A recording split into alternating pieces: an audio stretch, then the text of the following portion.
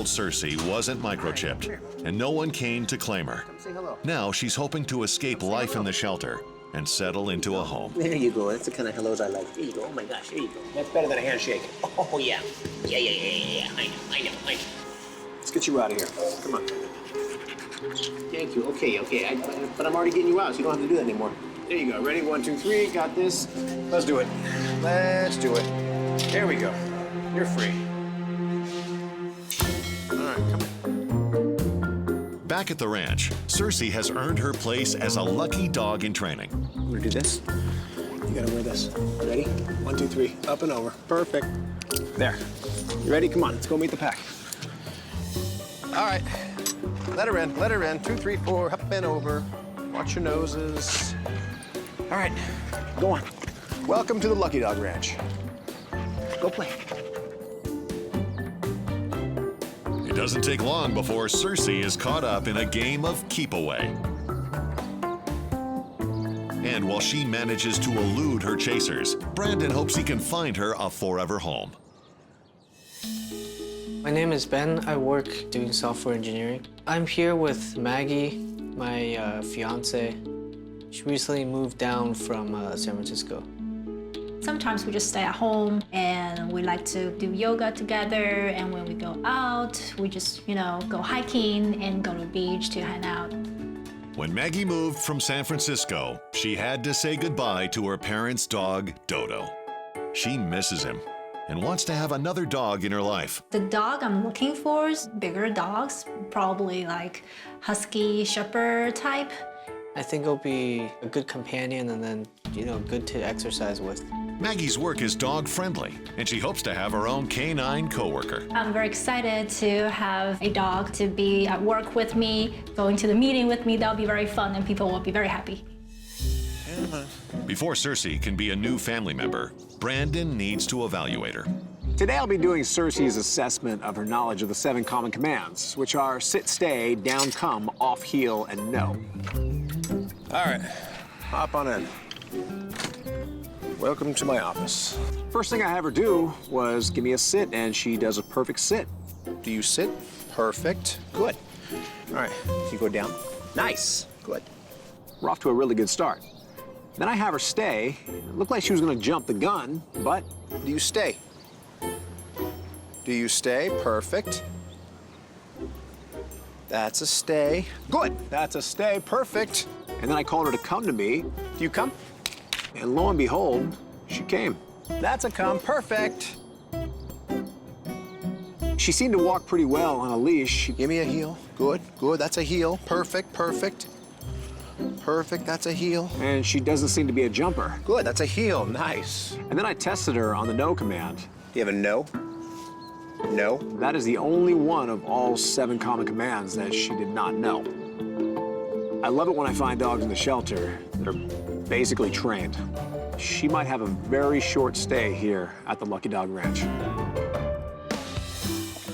Cersei, a 2-year-old Siberian Husky German Shepherd mix, has shown Brandon she's sweet, smart, and well-trained. All good signs that she will make a great companion. So while Cersei enjoys a break from training, Brandon heads out to meet a potential family. Today I'll be doing a home visit with Ben and Maggie to see if they're a good match for Cersei. Hey, Brendan. Hey. The first thing I asked them was their experience with dogs, and Ben's never had a dog his entire life. Maggie had a family dog up in San Francisco, which still lives with her parents. Now I miss him, and I want to get another dog and try to keep us a company, and eventually for them to meet. And when I go back to San Francisco, I can take a dog with me. What kind of activities do you both do? I do hiking a lot. Yeah, lots of outdoors, like running around to the beach. And I assume you'd want to bring a dog with you on these activities? Yes, that would be ideal, yeah. Yeah. So what do you both do for a living? I do software engineering. I work from home sometimes and then go to the office. I do film visual effect production. Okay, So cool. if I have a dog, I would prefer to bring the dog with me to work. I assume your office is a dog-friendly Oh, environment? yeah. This right here could be red flag number 1. Cersei is a Husky mix. What I can tell you about Huskies is they are not good indoor dogs, typically. But then Maggie gives me the other potential red flag. Her and Ben plan on starting a family in the very near future. Next couple months or end of the year. Placing a dog in a home with kids takes a lot of testing, a lot of training. I can't take any chances, because the bottom line is safety always comes first, especially when kids are involved. I have found a dog recently, and she does fit the profile of exactly what you're looking for, but I've seen dogs like adults, not like kids. So obviously, there's a lot of testing I'm gonna have to do with this dog before I deem her safe. If I see any, and I mean any, potential aggression from Cersei towards small children, this plug is getting pulled so fast. So obviously, until those tests are complete, I don't have an answer for you. So on that note, I'm gonna get back to the ranch. I have a lot of work to still do on her, and I'll be in touch. Great, thank you. Nope. Nope. Nope.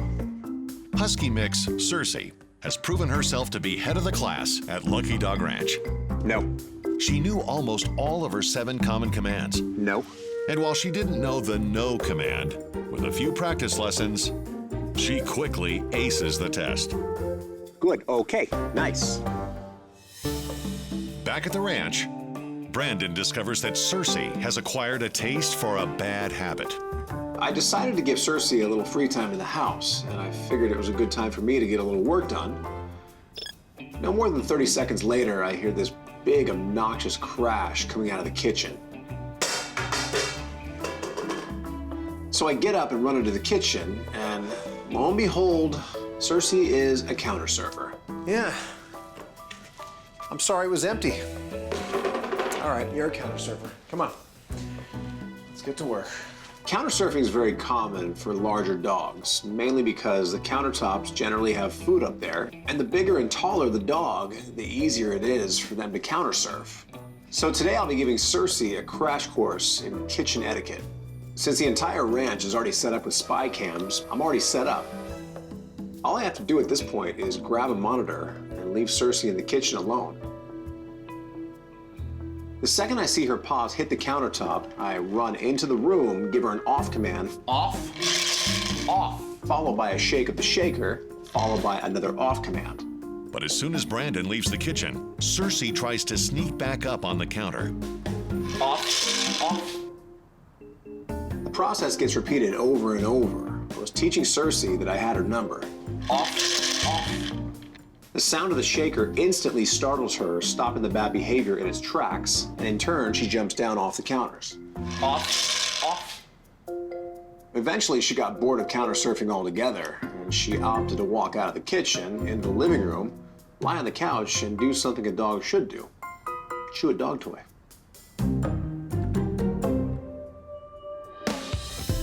Cersei, come here. 2-year-old Husky mix, Cersei, is well on her way to a forever home. While Brandon continues to fine-tune Cersei's skills to fit in with her new family, he gives her daily doses of a Cosequin joint health supplement recommended by her veterinarian to help her maintain her active lifestyle. Whether it's sitting for a long car ride, going the distance on a hiking trail, or greeting co-workers in the office, Cersei proves she's up for the job. But there's one more test she'll have to pass before she's hired. Maggie and Ben plan on starting a family one day in the very near future. Cersei, she's a sweet dog. She seems to love adults. But I can't be too certain that she likes kids. So today, those questions will all be answered. This will be a 2-part test, and the first part of the test will be kids between the ages of 4 to 10. And the reason I chose that age range is because those are the ages that kids get bit by dogs the most. Everything I saw out of Cersei, I didn't see one hint of aggression. Cersei actually looked more comfortable with these kids than she did with half the adults I've seen her with. And the best part about it all was the kids seemed to enjoy it just as well. I want to get kids. With Cersei comfortable with kids, Brandon is confident she can now be tested with a toddler. The reason why this part of the test is so important is because toddlers are quick, they're unpredictable, they're bouncy, they're jumpy, and most importantly, they can set off a prey drive in a dog. If a dog does have prey drive and it hones in on a toddler, this is where the disaster can strike. And this is how a lot of toddlers do get bit. Safety always comes first, especially with kids, so the responsible thing to do is to walk Cersei with the toddler along the fence line. Every once in a while, the toddler gave Cersei a treat. Good. We did this over and over. Cersei's tail's wagging, she's not posturing. I see no prey drive kicking in. The next thing you know, the fence ends, and Cersei is face to face with the toddler. Can you pet Cersei? There you go, there you go. And just like that, the worry this whole time was all in my head. And at that point, there was only one thing left to do, a wardrobe change. Having aced her final test, Cersei earns her green graduation collar. Get up there.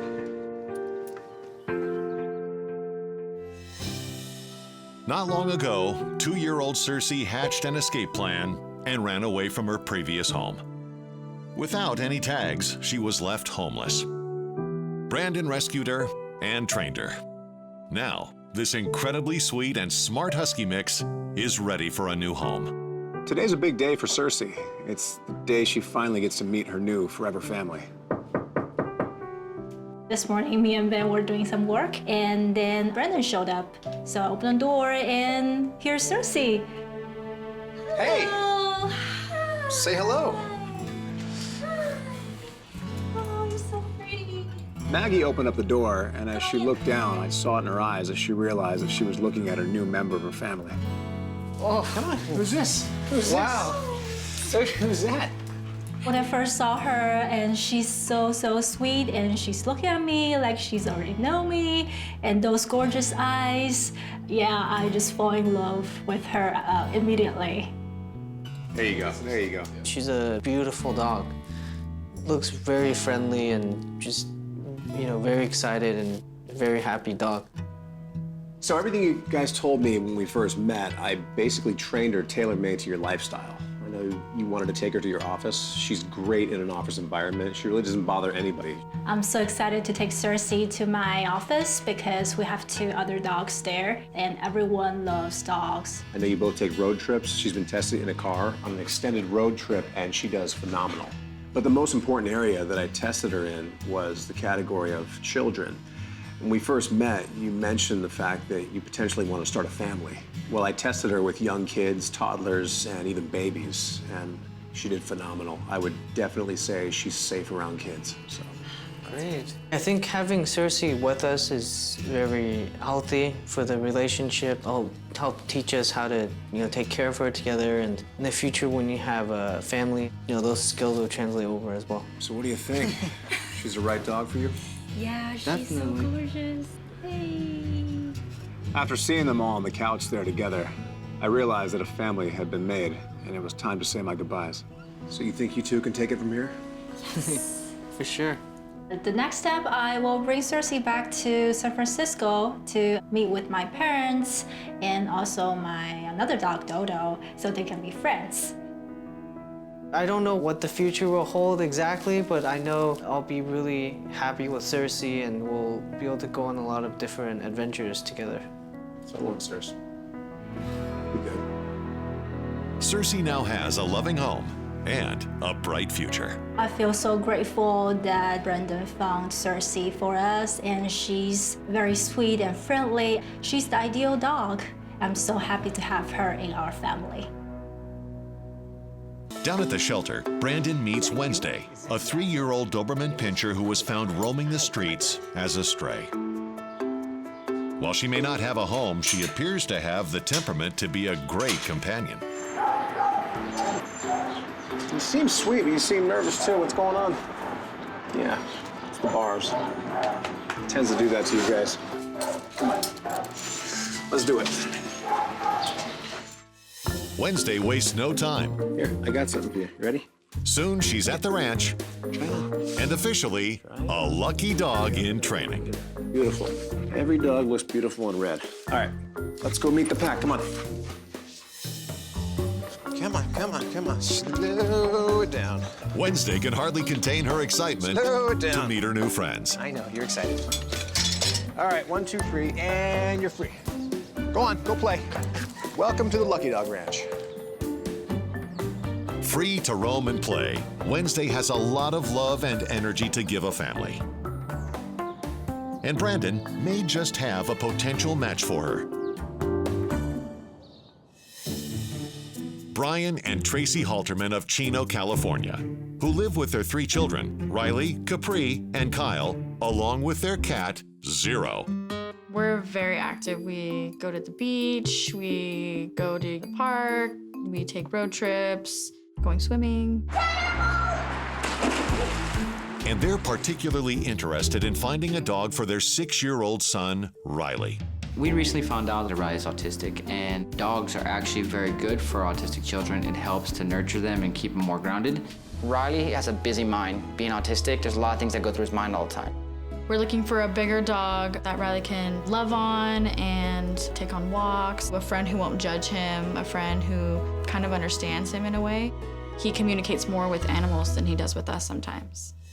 Before Brandon can determine if Wednesday fits the bill, he'll need to see if she's had any training. Today I'll be doing Wednesday's assessment of her knowledge of the 7 common commands, which are sit, stay, down, come, off, heel, and no. The first thing I have her do was sit. Do you sit? And she sits perfectly. Perfect. That's a sit. Followed by a nice, smooth, and steady stay. And you cock your head, and that was extra points. Good girl. And then I had her come to me. Do you come? And she came right to me. Nice. And that's when everything started falling apart. Do you go down? I asked her to go down. She had not a clue what I was talking about. That would not be a down. Do you know a no? No? The no was not even computing in her language. But the most interesting part of the assessment came when I tested her on the heel. Do you heel? Do you heel? Whoa. What a lot of people don't realize about Dobies is they can be a very jumpy breed until they're trained. And since Wednesday is packing 85 pounds of muscle, Brandon needs to make sure her safety comes first. I don't want all that thrust and force hitting her trachea when she has that quick little nervous reaction. The trachea is a very delicate part of the dog's body. The tool I'll be using to train the heel on her is known as the head halter.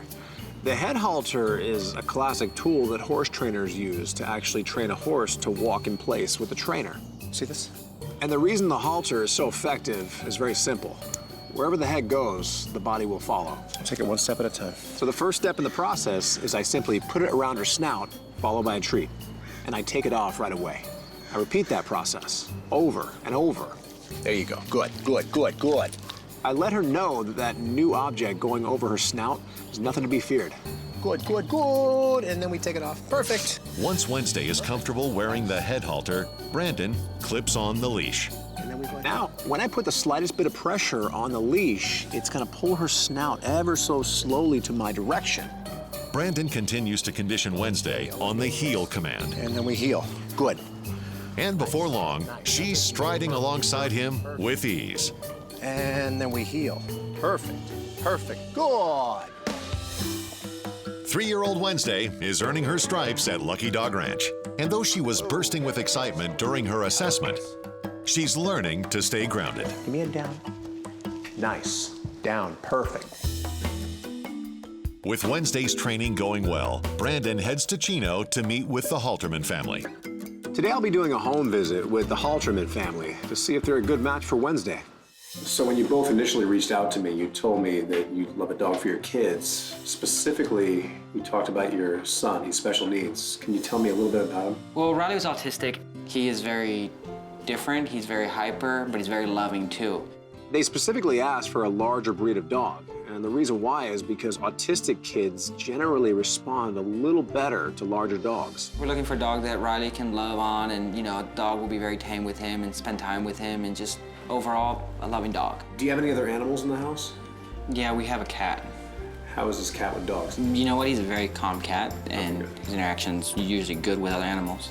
They tell me they have a cat, so obviously I'm gonna have to test Wednesday around cats. Has he ever taken out his anger on the animals? No, not at all, actually. Sometimes when he's having a meltdown, he'll run up to the cat and be like, Zero, my Zero, come here. And he'll come up and hug the cat and hold the cat and love the cat, and then calms down. One of the best ways to calm him down is with an animal. Specifically dogs, he responds to very well. In fact, the video he's watching on the couch right now, apparently it's of animals.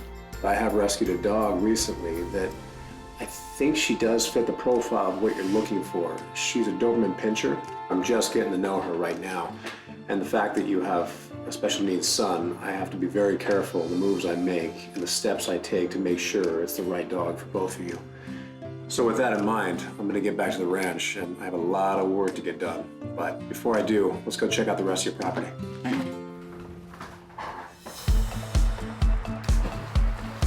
I saw they had a pool in the backyard, so obviously she'll need to be pool trained.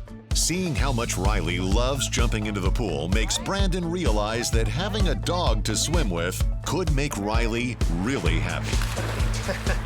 What about a dog? You don't mind a dog in the pool? Nope, not at all. I actually want a dog for him to jump in the pool with him. After meeting with Brandon, I feel really hopeful that he has found a good match for us and our family, and a match that fits for Riley and his needs. All right, guys, I'm gonna get back to the ranch, keep training. I'll be in touch, all right? Okay. All right, talk soon. Off. Off. Good, Off. Wednesday, a Doberman Pinscher has settled into her training at Lucky Dog Ranch. Good. Nice. She's mastered all of the 7 common commands. Good. Brandon hopes Wednesday is a good match for the Halterman family who wants a dog for their autistic son, Riley. Since Brandon saw during his home visit how much Riley loves watching videos of animals, he sends videos of Wednesday to help Riley make an early connection. But Brandon has to make sure Wednesday has the right temperament to live in a household with kids. The reality is, special needs kids can be unpredictable at times. And the worst thing I could ever do is place a dog in a home that wasn't okay with unpredictable sounds and noises and random crashes. So today I'll be testing Wednesday to see how easily she spooks. Brandon starts off with moving a chair across the floor, and Wednesday takes it in stride. He tries other loud noises. Oh, what was that? Good. Good, nice. Good. Nice. She actually surprised me. I pushed it past the limits of what most dogs would take. Good, nice. In the end, she really didn't spook at all. Next, Brandon needs to make sure Wednesday will not react aggressively to any of the unpredictable pushes and pulls a child might make. So today, I'll be doing a temperament test on Wednesday to see if she's okay with situations like this. I do that, and this, and a little of this, and a little of that. If I pull this, Simply no reaction. no? All right, good girl. Here. I think it's safe to say that she's very tolerant, but it's a lot different when you have the child right in front of the dog. Okay. There you go, just like that. So Brandon puts Wednesday to the final test. Say sit, He sees how she reacts to different kids. just like that. Sit. There you go, just like that. Just like that. Now say lie down. Lie down. There you go. Give it to her. Just like that. Wednesday passes with flying colors, proving she's gentle and patient with kids of all ages. To make sure 3-year-old Wednesday is the right match for a child with autism, she was put through a gauntlet of tests, and she aced every one. Now, Brandon needs to customize her training to her new family's lifestyle. When I found out the Haltermans had a cat, the first thing that came to my mind is this dog needs to be tested around cats as soon as possible. The cat that I'll be testing her with, Cookie, she is very experienced with dogs. So Cookie's already on my couch, and I walk into the room with Wednesday, and I tried to point out the cat to Wednesday. You might see something here that's very interesting. Wednesday, oi. I kept trying to show Wednesday there's this other animal in the room, and Wednesday was not even having any of it. She was completely oblivious. You notice anything strange right here? And when Wednesday finally did notice the cat, what she did, it took me off guard. I was not expecting. She rested her head on the side of the couch and just looked at it. What is that? Strange looking dog, huh? She didn't act aggressively at all. She was just curious what this little animal is right in front of her. Who's that? Oh my gosh, look at that. Who is that? It's safe to say that Wednesday really does not even care about cats. She looks at them like a pillow or a rug or anything else around this room. I don't think she is aggressive with cats at all. But there's one more test Wednesday will have to pass. And for this one, she'll have to dive into the deep end. Since Wednesday's new family's house has a pool, obviously she'll need to learn pool training. Most dogs are natural swimmers. They're very good at it. But if they don't know where the exits are, it could spell sudden doom. So I simply place a bowl with a few treats in it right outside the exits of the steps. I pick her up and carry her in the pool and lower her in about 1 foot away from the steps.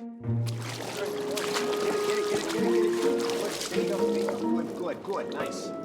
Easy enough, she gets right out and goes for the treats. So once again, we repeat, but adding 1 foot every time.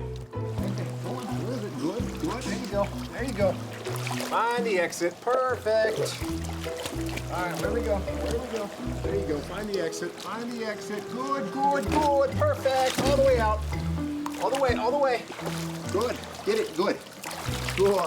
So I take her to the deep end and the opposite end of the pool from the steps. I lower her in, and she went back to her earlier parts of training and remembered there were steps down the shallow end where she can get out effortlessly.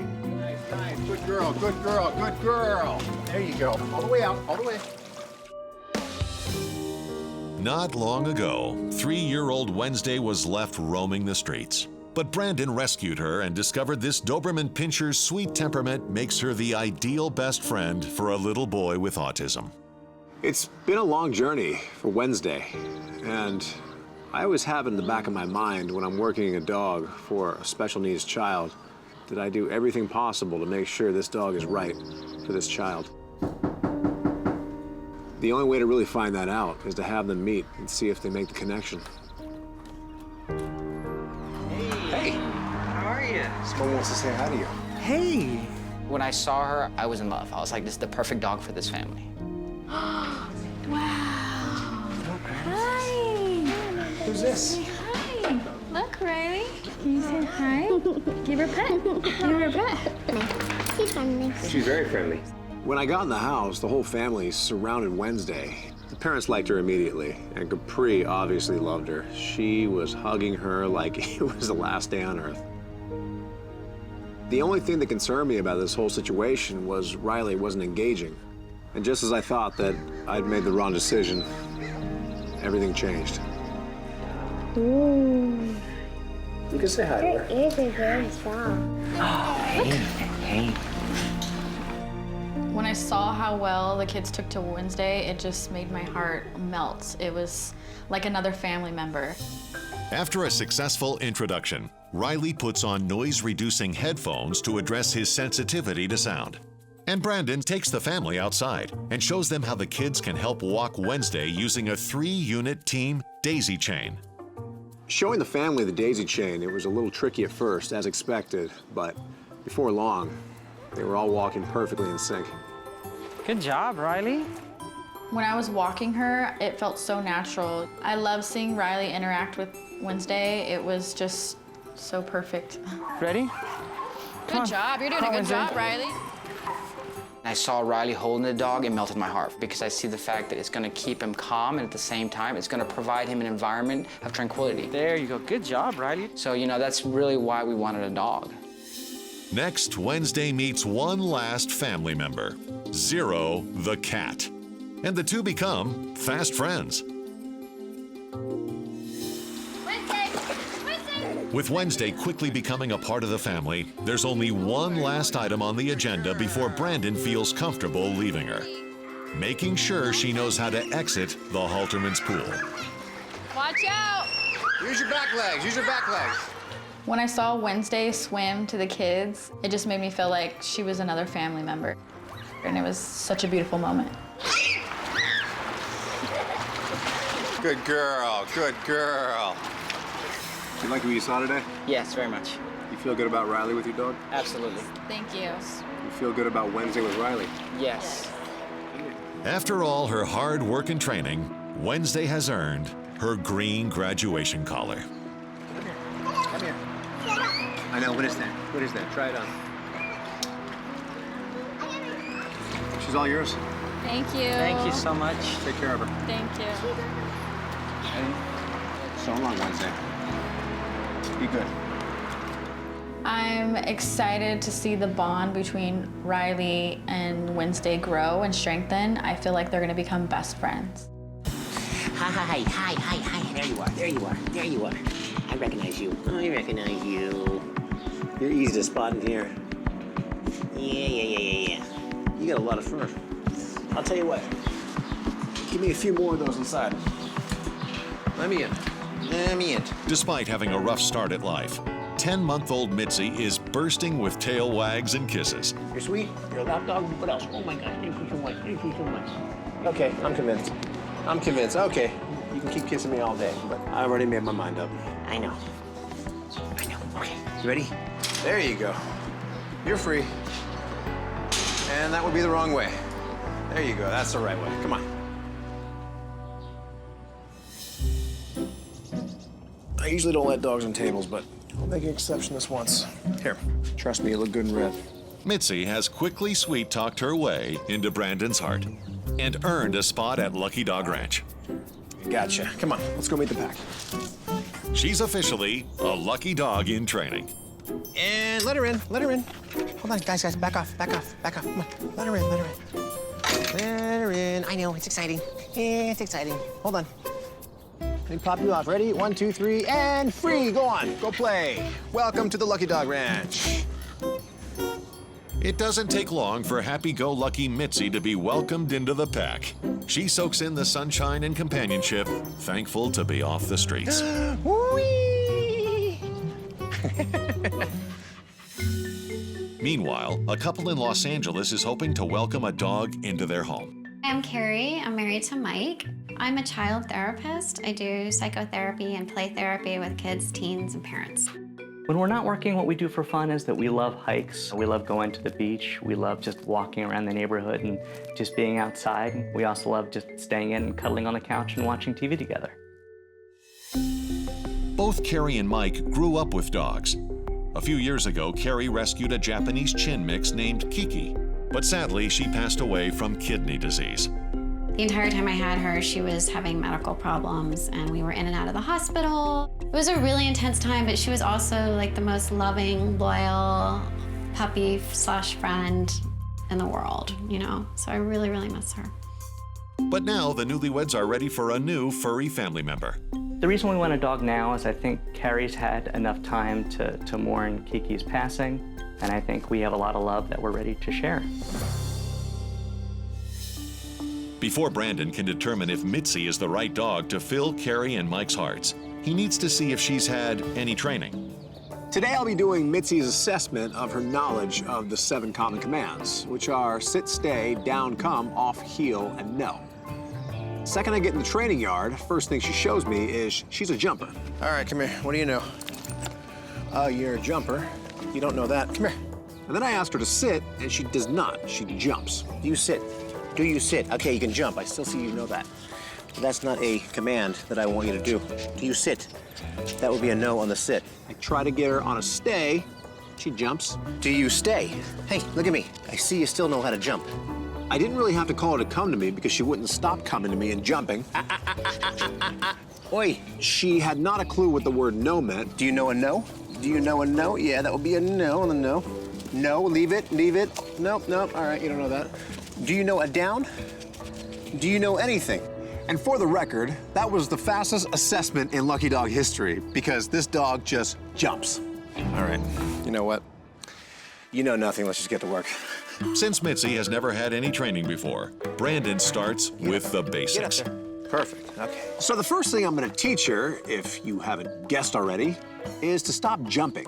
Brandon does this by holding Mitzi's leash against the pedestal while teaching her the sit command. Sit, sit, sit.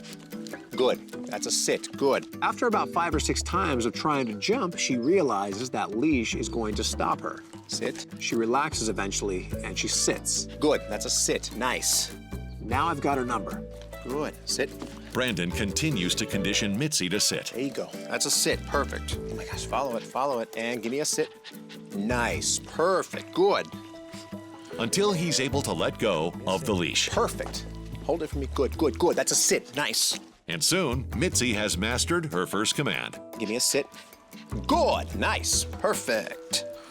She now is trained to sit, but I'm still not convinced that she's stopped jumping. Good, good, good. Perfect. Nice. Mitzi, come here. Come here. 10-month-old Mitzi has begun her training at Lucky Dog Ranch. Oh my gosh, you're a jumper. When Brandon did her assessment, it was clear she only knew how to do one thing. She is a jumper. So Mitzi is getting a lesson in the off command. With the shaker in my hand, I simply wait for her to show me her bad habit. I simply say the word off, shake the shaker, and say the word off again. Off, off. It takes several shakes of the shaker. Off, off. Are you still a jumper? Off, off. But soon, this jumping bean learns it's better to keep 4 paws on the ground. Stay off, stay off. Nice. Very good. That's an off. Good. With Mitzi making good progress, Brandon heads to Los Angeles to meet a potential family. Today I'll be doing a home visit with Carrie and Mike to see if they're a good match for Mitzi. Hey, Brandon. Hey. Come on in. The first thing I ask them is what their experience with dogs is, and Carrie tells me about her old dog that she lost pretty recently. I rescued a dog a few years ago named Kiki. I fell in love with her, and she was very, very sick. She had severe kidney disease and ultimately kidney failure. So I only got to have Kiki for about 2.5 years. Did she do a lot for you emotionally? Yeah, I mean, she was like the ultimate emotional support dog. I think it's very important for Carrie to get another doggy to maybe help fill that hole a little bit in her heart that Kiki left. So I think a smallish, really friendly, cuddly dog would be what we were looking for. Carrie's old dog, Kiki, was an emotional support animal. In fact, she used to fly with her on planes to calm her down during flights. So she's very interested in a new dog doing the same job. When I go on the plane, I get a little bit nervous on the plane. So I really like to have a dog who I can carry and have sit on my lap, and that's easy to, transport. Do you have time for a dog at home? I know that, you're obviously both working professionals. Does that mean you don't have a lot of time during the day for the dog, or? Well, No, I'm a freelance writer, so I have a lot of time at home. Okay, while good, working. good. Carrie tells me she's a child therapist, and she would love a dog to assist her in the room with the children. It really helps kids when they are coming into therapy and be able to be comfortable sharing their feelings. And a dog can really bridge that gap.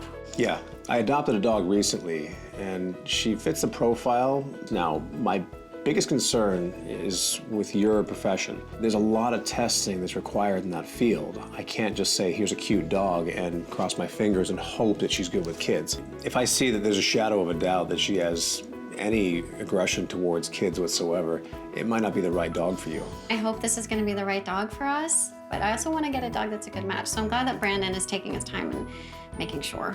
So on that note, I'm going to get back to the ranch. I obviously have a lot of training and a lot of testing to do, and I'll be in touch. Awesome. Okay. Thanks, Brandon. Thanks, Brandon. Mitzi, a 10-month-old Maltipoo, is well underway with her training at Lucky Dog Ranch. She used to be a one-trick puppy. Okay, you can jump. I see you know that. But that's not a command that I want you to do. But now she's harnessing that energy and learning her 7 common commands. Okay, come here. All the way, you little cotton ball. Good. Brandon hopes Mitzi will be a good match for Carrie and Mike. And since Carrie wants a dog she can take to her child therapy practice, Brandon needs to make sure Mitzi won't run out the door anytime it opens. Using a 20-foot leash for safety, Brandon first sees if Mitzi is a door dasher. All right, are you a door dasher? That would be a yes. The most effective and efficient way to train a dog to stop door dashing is you take it 1 inch at a time. Simply open the door 1 inch, and as I see them about to run out that tiny little peephole of a crack, I shut it right before they get there. I do this over and over, and every time they think that they can get out that small little tiny crack, guess what? The door shuts right before they can get there. Once I get to the point where I open it 1 inch and I see her not trying to run out the door, it's time to move on to the next inch. Brandon repeats the process, Good, good, opening the door wider and wider good. until he can leave the door all the way open and walk outside without Mitzi making a move. Now she understands the basic theory of what I want out of her. Good girl, good. But I can't have her thinking that she's never allowed to cross that threshold. So with the door all the way open and the leash in hand, I simply say the word, okay, okay, and walk her through. Good, good, good. Come on, okay. 10-month-old Mitzi is well on her way to a forever home. But to fit in with Carrie and Mike's lifestyle, she'll need a few more lessons. Carrie wants a dog to sit on her lap during flights and with kids during therapy. Get up there. And for this training, Brandon introduces the clicker. Come on, get up there. There you go. Nice. What I do is I wait for her to get on my lap. The second she's up there, I click and I treat. So much. Good. Good. Not only does Brandon train Mitzi to sit on his lap, but he also trains her to do it in a busy office environment. After a half hour of sitting there, I was definitely convinced that she was the right dog for the job. All right, see this? Since Carrie wants to incorporate Mitzi into her children's therapy program, I thought it would be a good idea to teach Mitzi a few tricks, because after all, tricks always make kids smile. So today, I'll be teaching her the beg up. So I take a treat out and hold it about 6 to 8 inches up in the air, and Mitzi naturally wants to stand on her hind legs. And as she's sitting up in that beg up position, I click and treat. Beg up, beg up. Good. As the days rolled on, I not only got her more perfected at the beg up command, perfect, good, nice, but I taught her more tricks. The classic paw that everybody knows and loves, and the rollover command, which makes every kid smile. Good, good. Now that Mitzi has mastered the fine art of tricks, there's only one final test to see if she can work with kids. Brandon introduces Mitzi to several of his friends' kids. You want to make her do tricks? Yes. And Mitzi is eager to perform her new tricks for them. Big up. There you go, perfect, just like that. Now give it to her. Good job. There you go. There you go, just like that. That's it. There you go, good. See? Now give it to her. Perfect. After Brandon sees how happy Mitzi makes the kids and how much they open up with her, he gives the final stamp of approval. Mitzi is ready for her green graduation collar. One more stop to go. 10-month-old Mitzi was found roaming the streets, dirty, matted, and hoping for a home. Brandon saw how much love she had to give and rescued her. Now, he's hoping she'll be the missing puzzle piece Carrie and Mike have been looking for. Today's not only a big day for Mitzi, but it's a huge day for Carrie and Mike. It's the day they all get to form a new family. Carrie and I were just sitting and hanging out and waiting for Brandon to arrive. Oh, hey, Brandon. Good to see you again, brother. I can't shake your hand, but she can. Say hi to this one. Are you serious? What? Yes, I'm serious.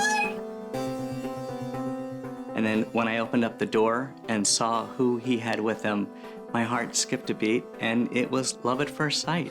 Say hi to your mommy. Say hi to your mommy. And there was a dog in Brandon's arms, and I couldn't believe it because I wasn't expecting it. I had no idea. It was amazing. When I turned and I saw Carrie looking at Mitzi for the very first time, I felt like my heart was going to explode with joy. Did you want to hold? Yes. Hi, Brandon. Hi, how are you? Once I saw Mitzi, like everything else dropped away. My husband went away, Brandon went away, and then all of a sudden I was like, oh yeah, Brandon's in my house. I guess I should probably say hello to him. Aww. Look at her tail.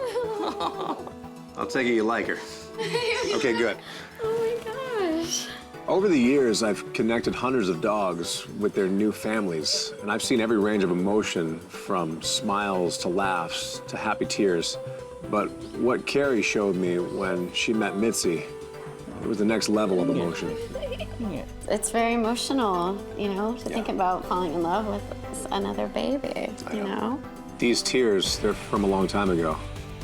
They're from Kiki. Take a minute. Okay. Sorry. No, take a minute. Take your time. And when the tears finally dried, I showed them both a few things about their new dog. Back up and hold it. Mitzi demonstrates just how great she'll be, helping the kids in Carrie's therapy practice open up. And trust me, this will make the kids smile. Okay, good girl. Give me the paw. Good. Give me the paw. Good. Give me the paw. There you go. Good. And then everyone's favorite. You want to roll over. Good girl. You want to roll over. Good girl. All the way. Come here. I think it's going to be really great the way she's going to interact with the kids, and I think they're going to absolutely adore her. Brandon spends the rest of the day showing Carrie and Mike how to work with Mitzi on her tricks and commands. 1, come on, 2, come on, good girl. 3, good girl. And before I knew it, it was time to say my goodbyes. So what do you think? You could take it from here? Absolutely. I think we got it. Yeah. She's all yours. Thank you, Brandon. Take care of her. So long, Mitzi. Be good. All right, guys. Thanks, Brandon. Thanks, Brandon. I'm just getting to know her, but Mitzi, she's really full of joy. And I think that's going to be a really amazing thing to have in our lives. We love you. Brandon has given us a family. My wife and I have just wanted this for so long, and this is literally a dream come true for us now. 3-year-old Milo is on the verge of giving up hope. You the one I heard about? Hey, you look kind of depressed in there. You all right? Yeah, I don't blame you. Here, let me in there. Watch your paws. Someone dumped you off, huh? Who would do that? They said you don't listen? Well, I gotta see that for myself. I'll tell you what. Let's you and I go for a drive. Back at the ranch, Milo uniforms up. There you go. Good. With a red training collar. And meets the rest of the pack. All right, go on. Go play.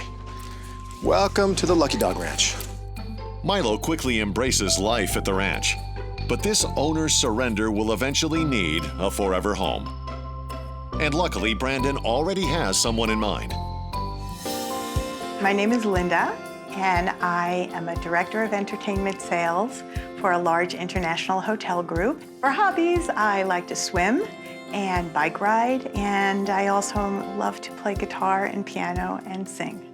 Not only is Linda multi-talented, she also has a soft spot for underdogs. Luke is a great dog. I rescued him 10 years ago. When I rescued him at the shelter, he was very shy and none of the families wanted him and he was kind of matted. And then I found him and I said, oh, I think that one's for me.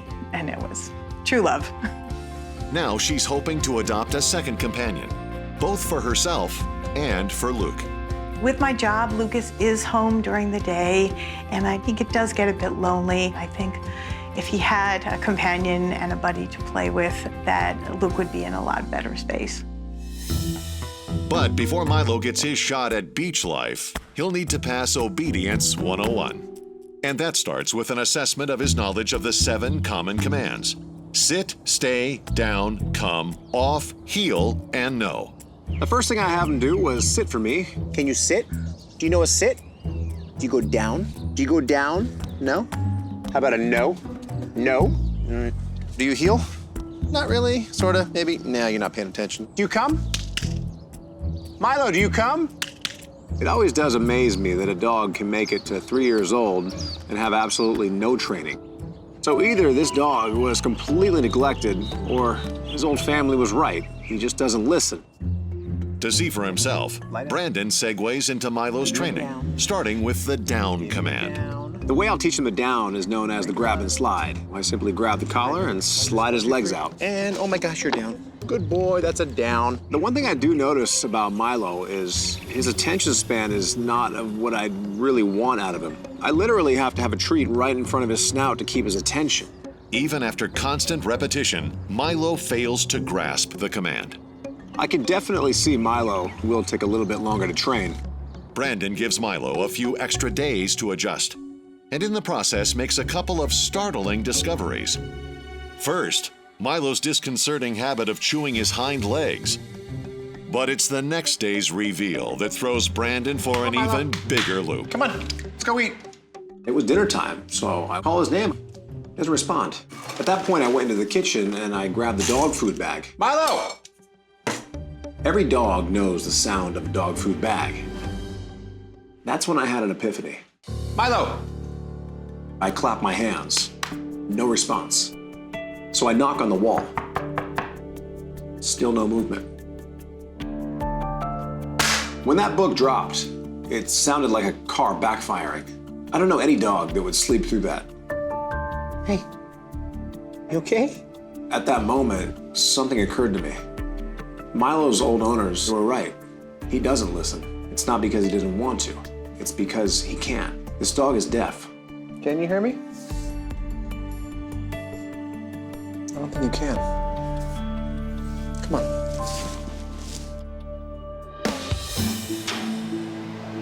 Milo, come on. Let's eat. 3-year-old Milo may have been surrendered to the shelter for being untrainable. Milo! But Brandon is beginning to think the root of Milo's issue might not be behavioral after all. To confirm his hunch and get to the bottom of Milo's chewing habit, Brandon schedules a vet visit. Hi, Brandon. Hey, Dr. Nardi. Nice to see you. Good to see you again. Hi, this must be Milo. This is Milo, yeah. So what's going on with Milo? Well, I've only had him for a few days, and I've noticed a couple potentially big things wrong with him. Number one, I think he might be deaf. Okay.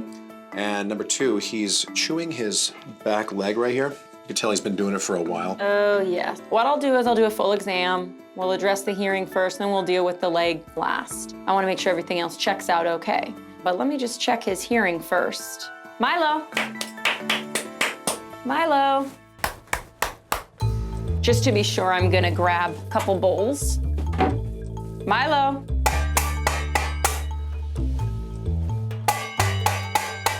That would wake anybody up. Yeah, I don't think he can hear. I think your suspicion is correct. Let me do this though. Let me take a look at his ears and make sure there's not debris or any sort of infection that could be causing the deafness. Beautiful. Ear looks good. Eardrum is intact. Let's take a look at the other ear. Beautiful. Eardrums both intact. Yeah. No evidence of infection. Okay. Ears look good. So do you think he was born this way? I do. I suppose it's very possible he could have had some sort of trauma, but not anything reversible. And he definitely should be able to live a very normal, healthy life. And besides that, he's still good to continue training? Absolutely. Perfect. Thanks, Dr. Nardi. Yeah, nice to see you. See you again. Bye, Milo. Come on. Back at the ranch, Milo begins his daily regimen of medicine and supplements. And though his skin irritation is treatable, his hearing loss will pose an enduring challenge for the rest of his life. Finding the right home is crucial, so Brandon schedules a home visit with potential candidate Linda. Oh, hi, Brendan. Come on in. So tell me about little Luke. What's he like? He's a good boy. I adopted him about 10 years ago, and he was a rescue. Right now, Luke's 11 years old, and she feels that Luke's a bit lonely staying at home alone sometimes, so she feels that another dog in the house could be a great companion for him. So what do you do for a living? I'm actually a director of sales for a large international hotel group. I don't travel a lot, but when I do, it'd be great if I had a dog that knew how to stay in a hotel.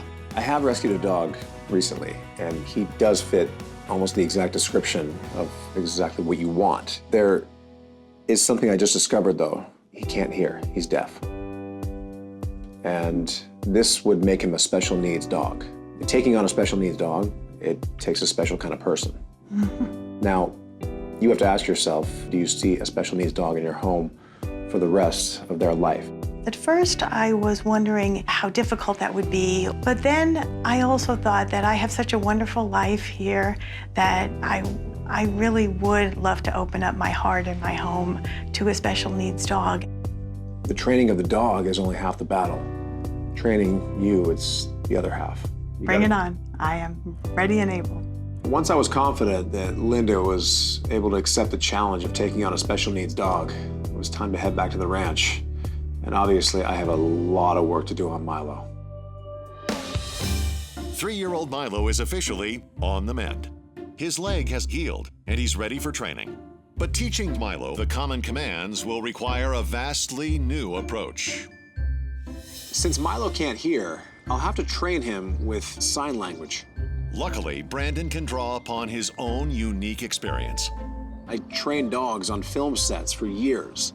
When you have an actor and a dog in the same scene of the movie and the actor is talking, the dog trainer is always behind the camera, signaling to the dog what to do or what not to do. Brandon will utilize similar hand signals to train Milo on the common commands. The first step in the process is to teach the dog that the hand always equals food. I simply put a treat in my hand. I keep waving my hand different directions, back and forth, up and down. There you go. Nice. Perfect. See? Eventually, he's looking at my hand, whether there's a treat in there or not. There you go. There you go. So now the basic foundation has been laid.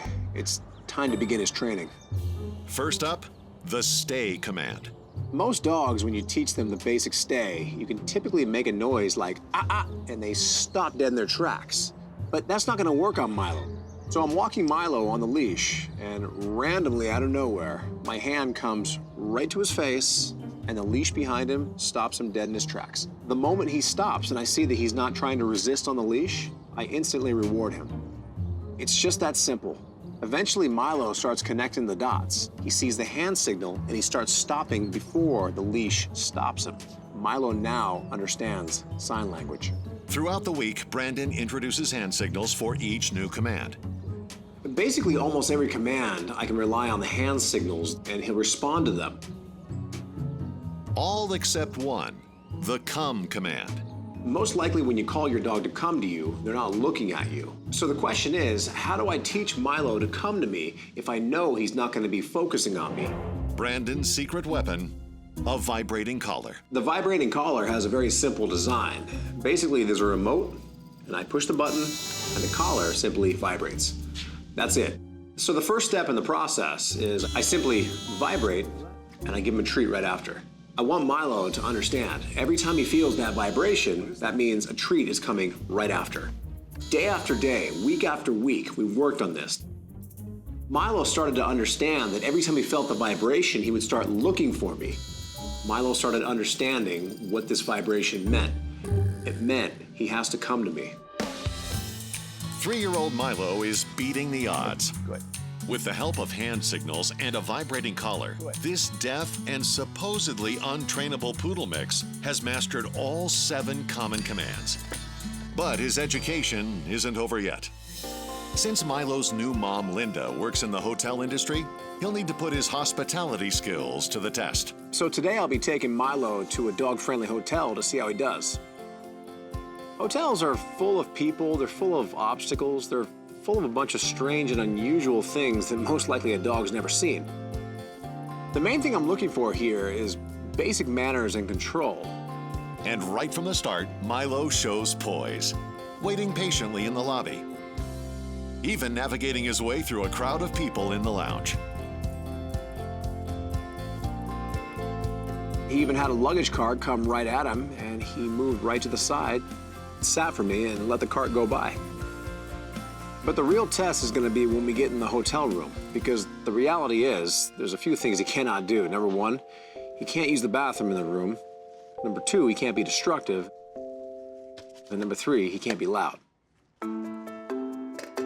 After setting up the doggy essentials, Brandon equips the room with spy cams.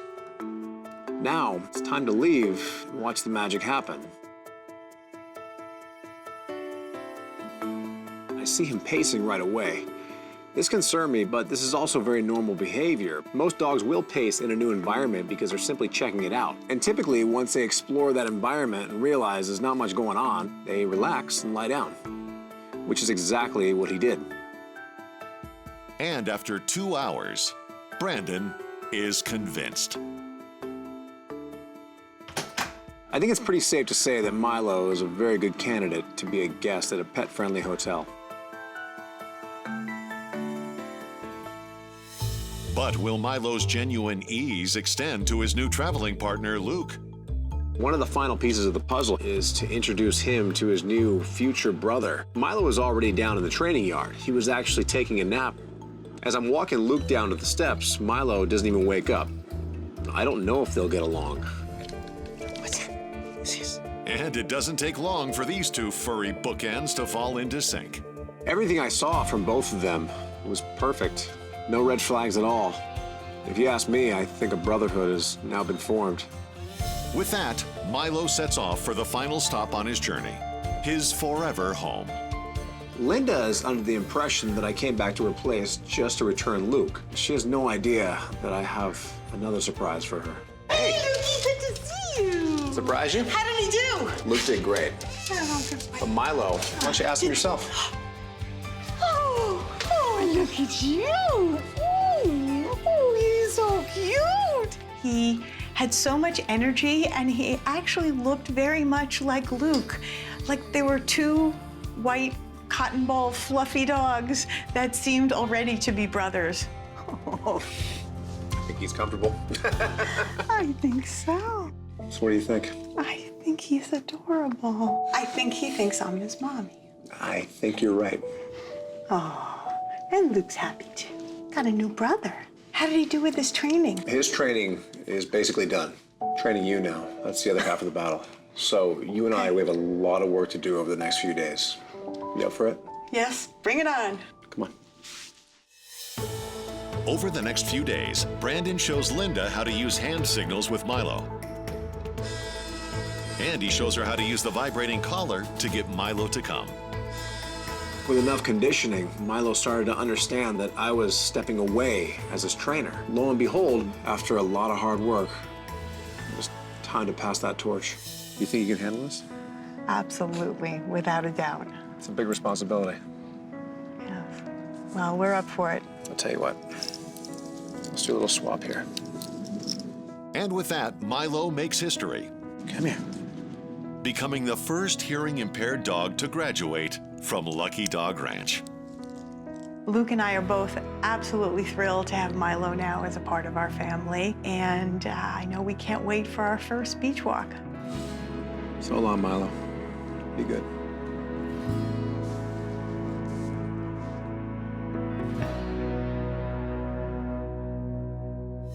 Hi. There you are. There you are. Little Chihuahua. Why are you shaking, huh? Is it because you're a Chihuahua or is it because you're nervous? It's okay. Don't be scared. Let me in there. See what we're working with here. All right. There. May I sit? May I sit? Oh, look at you. You're a lap dog. Oh, you're very sweet, too.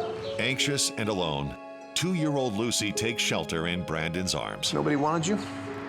Oh, thank you so much. I'll tell you what. Because you're sweet, because you're a lap dog, and because you got good breath, I'm gonna get you out of here. All right, come on. Come on. Now safe with Brandon, Lucy arrives at the ranch. Thank you so much. Thank you so much. Extra points right away. And officially becomes a lucky dog in training. Let's go meet the pack. This way. You got a little wee one here, guys. Go easy on her. She's had a hard time in the shelter. All right, go on. Go on. Go play. Lucy is a little reluctant to leave Brandon's side. Hey, but guess what? You gotta go play. Go on. All right, go on. Go play. Welcome to the Lucky Dog Ranch. With some encouragement, Lucy is off and running to explore the yard and make new friends. But she still manages to find her way back into Brandon's arms. Her affectionate nature could make her the perfect match for a woman in San Diego. My name is Diane. I worked for a wireless telecommunications company in San Diego for over 15 years. Growing up, Diane was a self-described adrenaline junkie. I used to run, I used to cycle, I used to snowboard. In the summertime, I used to paddleboard and go kayaking, ocean kayaking. In 2010, she suffered a stroke, which left the left side of her body paralyzed and drastically changed her life. I was no longer able to do my job up to my company standards, and I just wasn't able to do all the activities I love anymore. But Diane persevered. She dedicated herself to her physical therapy and is walking again. Now I still suffer from some paralysis and a great deal of muscle weakness on my left side, and so I'm no longer able to continue to do a lot of those activities. Diane feels a dog would help her be more active and social. I'm getting stronger and stronger every day, and I hope to go back to that eventually. It'd be so nice to have an excuse to go walking around my neighborhood and go to the beach with the dog, and be nice to just have it change it up. To see if Lucy could be the ideal companion for Diane, Brandon will have to do an assessment. Today I'll be doing Lucy's assessment of her knowledge of the 7 common commands, which are sit, stay, down, come, off, heel, and no. The first thing I have her do was sit, and just like that, she gives me a picture-perfect sit. Oh my gosh, perfect little sit. Yeah. Oh, are you hand shy? It's okay. When I went in to pet her, she winced her eyes, dropped her body. She was scared. You're a little hand shy. She was scared she was gonna get hit. Okay. So this assessment is instantly on hold and now has turned into an abuse test. So I have to mimic exactly what abuse once looked like to these animals. So I wind up like I'm about to hit her, and everything was confirmed right there. Yeah, it's okay. Come here. I know. This dog, she was definitely hit. That's enough. That's enough. Someone hit you, obviously. Did someone hit you? Don't worry, it won't happen around here. Most dogs, after I perform the abuse test with them, they're trying to get away from me. Lucy, she crawled right into my lap. Come here. You're a lap dog, aren't you? It's either a defense mechanism that I've seen a lot of dogs do over the years. They suck up to you, hopefully stop what's happening to them. Or she's just your classic dog that has so much love inside of her, she isn't holding your heart's feelings. If you ask me, it's probably both. And now we're just doing a long session of bonding. I have a feeling we're gonna be doing a lot of this while she's here. Lucky Dog Ranch has welcomed its newest member of the pack, 2-year-old Lucy. During her assessment, Brandon discovered that she suffered a traumatic past. So Brandon spends a lot of time simply bonding with Lucy. With affection and her favorite treats, he slowly earns her trust. Heartened by the difference he sees in Lucy, Brandon drives to San Diego to meet with Diane to see if she's a good match. I know from communicating with Diane through email that she has a lot of physical limitations. Hi, Brandon. Come on in. We sat down and started talking, and the first thing she tells me is how this happened to her. The weekend before my stroke, I was camping and hiking with a bunch of friends in Mexico.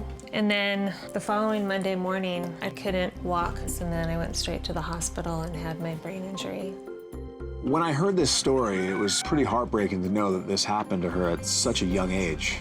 And it was definitely a subtle reminder that just like that, things can change in your life. Tell me about how things are now as opposed to when the incident first happened.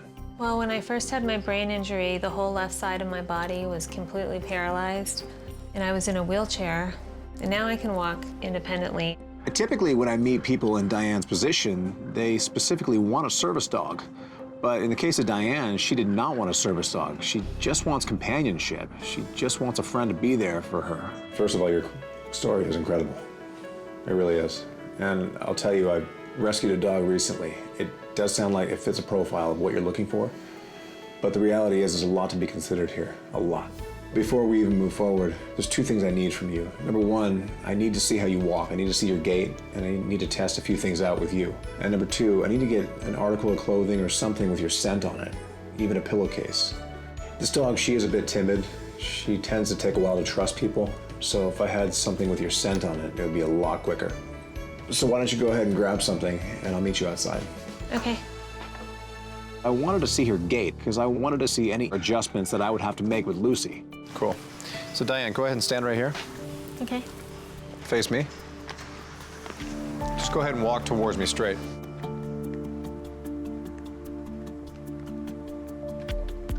Besides walking a little bit slow, Diane walks pretty well.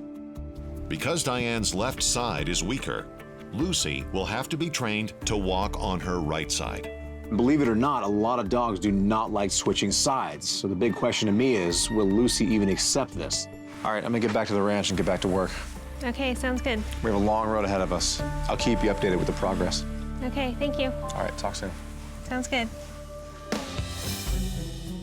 At Lucky Dog Ranch, Brandon has dedicated himself to earning the trust of Lucy, a 2-year-old Chihuahua mix that was previously abused. Hopeful that Diane will be a good match for her, he incorporates Diane's pillowcase into their bonding sessions. I want to make sure that when I finally place Lucy with Diane, that she's trusting her on day one. Diane's pillowcase has her scent all over it. Dogs explore the world through their noses. It actually serves as their memory bank. So my goal here is to create positive memories for Lucy through the scent of Diane. Come on, lie down. Lie down. There you go. Get comfortable, see? It's not gonna hurt you. You're so scared of everything. Good, good, good. Over the next few days, Brandon continues the process, and Lucy becomes familiar with Diane's scent. Eventually, Lucy actually looks forward to finding that pillowcase because she knows there's a lot of praise, a lot of love, and a lot of treats involved. And now that they've had time to bond, Brandon takes another stab at Lucy's assessment of the 7 common commands. And while she's much better than before, she still shows signs of hesitation. Right now, we're still in the beginning stages of trust. The reality is, a dog will not learn from somebody they do not trust. So Brandon turns to a special technique called the daisy chain. The daisy chain is a simple game of follow the leader. All I'm doing is tethering 2 dogs together on a short leash. And the reason this works so well is because Lucy tends to trust dogs a lot more than she trusts humans. So she looks at Thumper right in front of her and says, "I'll trust you to take me through this situation." Good boy, Thumper. What's that? I'm leading Thumper, and in turn, Thumper is leading Lucy. Thumper has a condition called straight leg syndrome, where his back legs are locked in a straight position, but he's never let it slow him down. He's the perfect inspiration for Lucy to learn that she can overcome any adversity. Good girl, Lucy. Keep it going. Keep it going. He'll teach you a lot more than I can right now. And the strategy seems to be working. After a few laps around the training yard, Lucy is confidently striding alongside Thumper. Soon, she'll be ready to strut her stuff solo. Good boy, Thumper. Pull her through it. Good, good, good. There you go. Sit. Good girl. 2-year-old Lucy has made great strides at Lucky Dog Ranch. No. She's mastered all 7 common commands. Lucy was well trained on the heel command before she came to the ranch. But there's just one hiccup. She was trained to walk on the left side. After Diane's stroke, she lost the use of much of her left side. So basically, everything Lucy was taught about walking on the left side now needs to be completely erased from her memory, and she has to learn to walk on the right. To help Lucy make the switch, Brandon uses a lure stick. This is gonna lure her to my right side, hopefully keep her there. We heel, nice, don't lunge, don't lunge, good, that's a heel, nice, good, good, good, perfect, good. Keep it going, good, good. It's almost like you've been a right-hander your entire life. Trying to sign your name with your left hand takes a little practice. That's a heel, good, nice and easy, no lunging, heel, good, good, that's a heel, perfect, perfect, and we heel, perfect, there you go. It's very important that Lucy learns to stay on the right side.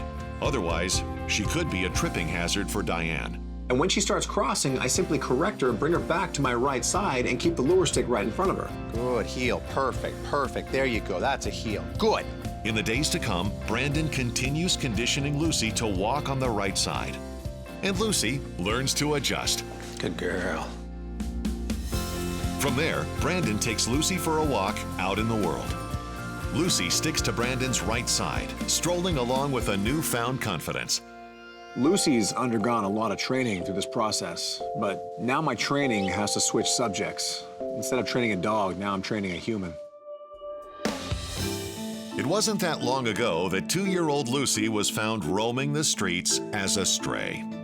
After a lot of bonding, a lot of training, and a lot of love, Lucy is ready for her new home. Today's a big day for not only Lucy, but also Diane. The day they finally get to meet each other and form a family. When I got to Diane's place, she was sitting by the pool reading a book. So I I decided to surprise her. Diane? Oh my gosh. How are you? I'm much better now. When I saw Lucy, I was taken away. I was in shock. She couldn't believe what she was looking at because she'd been waiting a long time for this. Hey, Lucy. What do you think? I think she's perfect. To finally get her, it was overwhelming. I just know my life is going to be different. Hey, sweetheart. Hey. It doesn't take long for Diane to fall in love with Lucy. I let them finish having their moment, and then I had to remind Diane we have a lot of work to do. Because of your condition, I had to train her on the right side. She does very well on the right side with me. Okay. But I want to make sure this transfers over to you. So you and I have a lot of walking to do. Come on, Luce. 1, 2, 3, and we're up. Diane has a lot to learn in a short amount of time, and it's my goal to make sure that happens. So Diane, something I want you to notice here. See this? Yeah. See what I'm doing? That's all I want you to do, okay? So take the leash and just start walking her. Go ahead. Okay. Come on, Lucy. Talk to her. There you go. Now remember, I want you to walk your speed. I don't want you to think you have to keep up with her. So if you want to slow her down, Lucy, heel. The moment they started walking together, things went south very quickly. And I'm thinking to myself, maybe this is a bad idea. Come on, Lucy. Keep walking. I want you to pull her, pull her, pull her. There you go. Pull her, Diane. Pull her. There you go. Lucy's looking back at me, basically asking me, why aren't you training me? Who's this new person training me? Brandon continues to assist Diane. And soon, Diane and Lucy are walking together in perfect harmony. Good, good. Keep going. Keep talking to her, Diane. Talk to her. Lucy. There you go. Good. Heel, Lucy. And as the hours went on, I saw more and more improvement, so much to the point where I realized I didn't make a mistake. So what do you think? It's a lot to take in, huh? Yeah, but it's super exciting. Think you can take it from here? Yes. Well, here, I got something for you then. Lucy. See that? Lucy has earned her green graduation collar. Oh, my favorite color. Good, it's hers too. It's official. Diane loves Lucy, and the two have a bright future together. She's all yours. Take care of her. Still like in shock. Thank you. My life is going to improve a great deal now that I have Lucy in it, because I'll have a companion, plus I'll have someone to go on long walks with. Is that you? Unsure of her environment, 4-month-old Polly is too timid to greet Brandon. You gonna come say hi? All right. Guess I'll have to come in. It's all right. Don't be scared. I'm not gonna hurt you. Determined to show Polly she's deserving of love and a home, Brandon rescues her.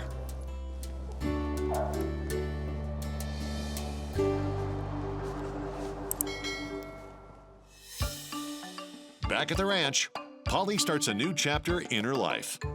Nice and slow. I know you're scared. She is now a lucky dog in training. Okay, there we go. There we go. But first steps are hard. Come on. You gonna walk with me? Because she's young, it's likely she's never been on a leash. Wanna give it a try? Come on. All right, I'm not gonna force you. We'll do it your way. Ready? 1, 2, 3, up. Let's go meet the pack. All right, hold on. Say hi, make her feel welcome. Go on, sweetie. Go play. Welcome to the Lucky Dog Ranch. Polly is quickly welcomed into the pack. And before long, she's opening up and making new friends. Her sweet personality could make her a great family dog. And Brandon has just the family in mind. The Hunzikers of Thousand Oaks, California. My name is Eric, and I work as an accountant for a small insurance company, and I've been there for about 7 years, and I really enjoy it. My name is Lisa, and Eric and I have 2 daughters, Tate, who's 9, and Bridget, who's 7. They both go to school. They both love to play. They're both great kids. Both Eric and Lisa had dogs growing up and want their daughters to have the same experience. We want the girls to learn responsibility of having a pet, and starting with a puppy would be great. You know, it's really important to us to get a dog from a shelter, just for the fact that we're saving a dog, and we'd really like to give a dog a really great life. In order for Polly to start a new life with a family, she'll need training. And for Polly, this starts with leash training.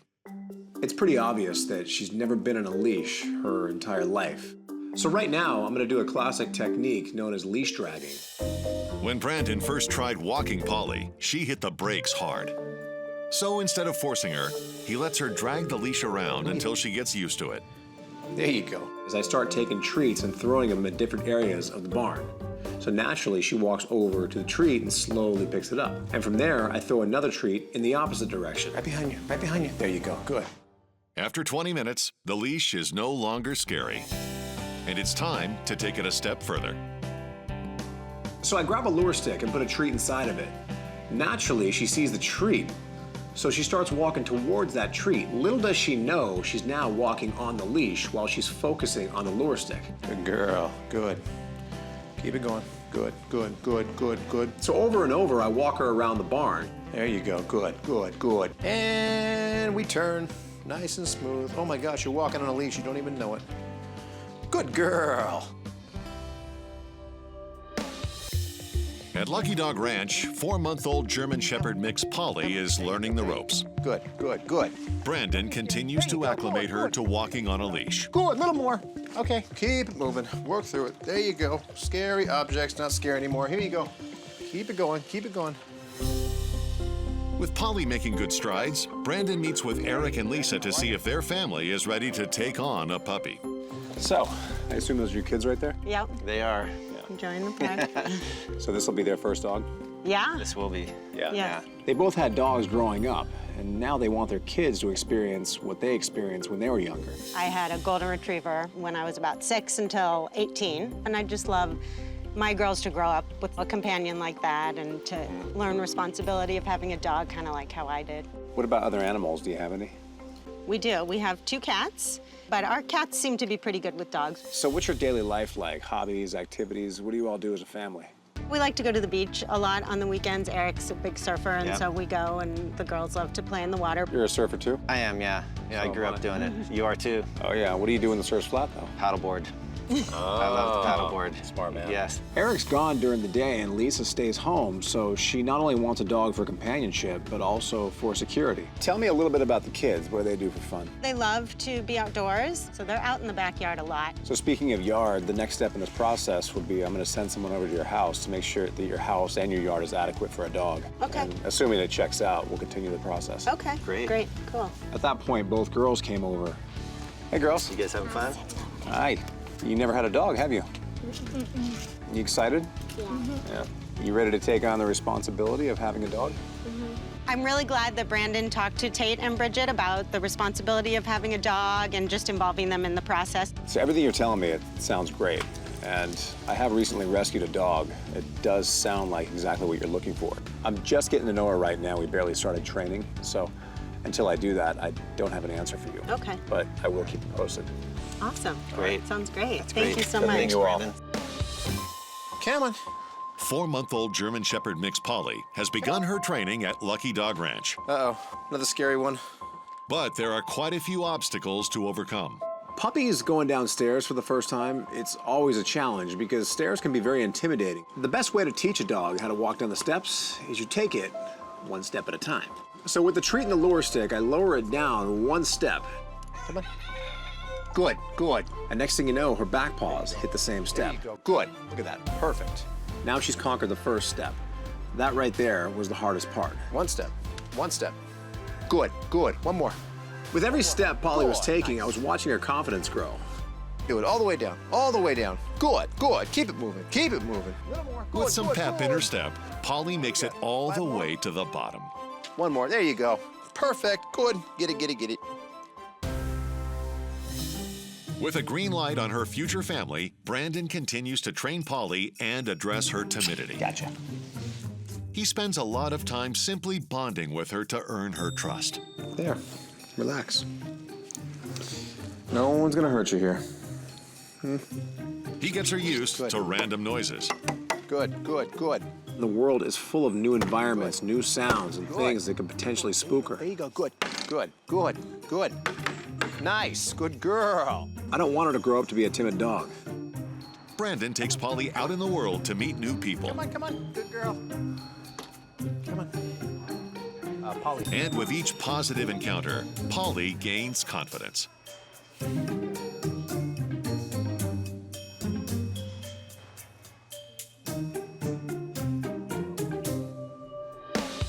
me a sit. 4-month-old Polly has slowly come out of her shell at Lucky Dog Ranch. Get down. And she started to master the 7 common commands: sit, stay, down, come, off, heel, and no. Smooth and steady. After days of solidifying the basics, Brandon preps Polly for life with her new family. He gets her acclimated to cats. How about we sit here and join you? Kids, Polly. Polly. and car rides. But her next challenge could rock the boat. Polly and I were hanging out by the hot tub, which was actually a cold tub because I turned the heater off, and she got curious what my feet were sitting in. Because the Hunziker family likes spending time at the beach, Brandon tests Polly's tolerance of water. Once Polly showed me that she really had no fear of water, something clicked in my head. I remember the conversation that I had with Eric and how he's a surfer and a stand-up paddleboarder himself. So right there, I grabbed a surfboard and I placed it on the ground. The first thing I want to do is get her comfortable with the board. Yeah, look at that, you're already jumping on it. Get it. Good, good. From there, I take half of the board and place it in the water, and the other half is actually on the edge of the pool where it's stable. Go get it, go get it. Good. Same thing. Get it. Good. Look at that. Perfect, perfect. The next level is to bring the board all the way into the pool and see how she deals with balance. Oh my gosh, you're on. You're on. What happened? What happened? Good. And just like that, she does flawlessly. Perfect. This dog is not only fearless of water, but she's fearless of the board bouncing and moving all around. Perfect, perfect. Good, good, perfect. But the most interesting part came is when her back leg slipped off the board and she actually fell in the water. Oh my gosh, what happened? What happened? What happened? What happened? The second this happened, I was thinking to myself, man, I blew it. She will never get on this board again. You're not scared, are you now? Good. Good, look at that. Perfect. Perfect. Polly simply shakes it off and keeps going. Oh, nice. She's showing me she's not afraid, and she might be built for this paddleboarding thing. And when I see a dog this comfortable after the first step in the process, I think we might be able to skip a couple steps and go right for the main event.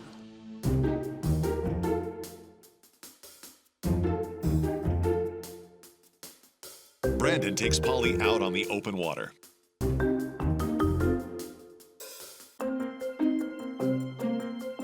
And before long, she's sailing along with ease. A short time ago, she was scared of her own shadow.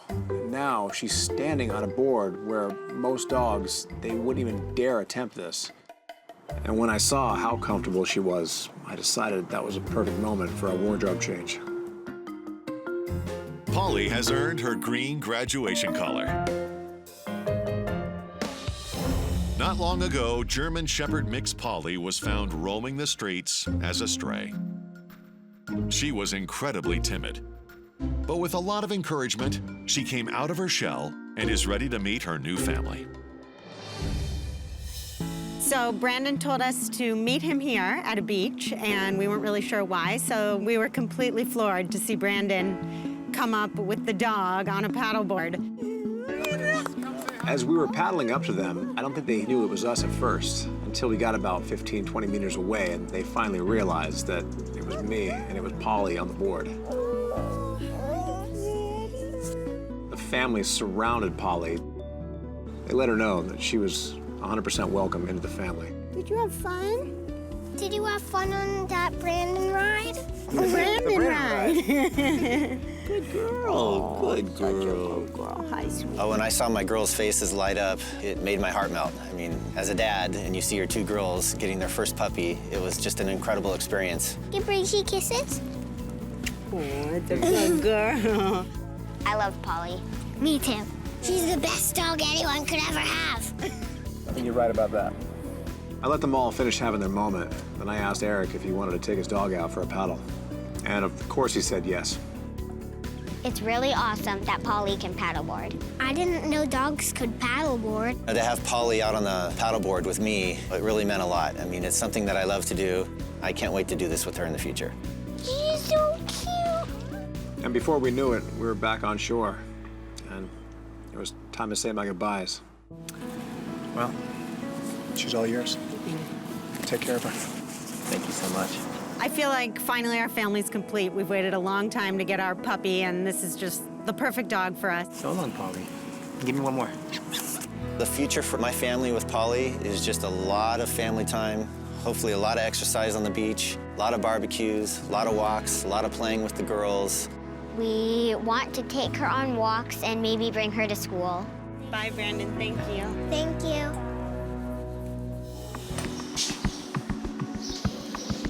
Is that you? You lonely in there? You want some company? As a tiny puppy, Estella was adopted by a family that thought they were getting a German Shepherd. They soon realized the mistake, and rather than keeping her, abandoned her at the shelter instead. Can I pet you? Here, smell me. There, look at that. Oh my gosh. Is that so bad? You haven't gotten much of this lately, have you? Tell you what, how about you and I go for a little drive? But to make that happen, you gotta let me get this over your head. You ready? 1, 2, 3. Oh my gosh, look at that. Because she's so timid and wary, Estella requires some assistance from Brandon to leave the kennel. Estella checks in at the ranch and suits up with a red training collar. 1, 2, 3, and perfect. All right, come on, take it slow. Let's go meet the pack. All right, let us in, let us in, let us in, let us in. All right. Go easy, another timid one. Go slow. Make her feel welcome, all that good stuff. Go on. I think you'll like it here. Welcome to the Lucky Dog Ranch. It only takes a few sniffs for Estella to let her guard down and join the pack. Her easy rapport with other dogs makes her a good candidate for a home with an existing dog. And one former Lucky Dog family happens to be in the market for a furry new friend. I'm Colleen. I live in San Diego. I'm here with my 2 boys, Finn and Max. 3 years ago, Colleen reached out to Brandon after their pediatrician prescribed a dog for Max's anxiety. Pluto has been an emotional support dog for Max and has helped Max a great deal with anxiety.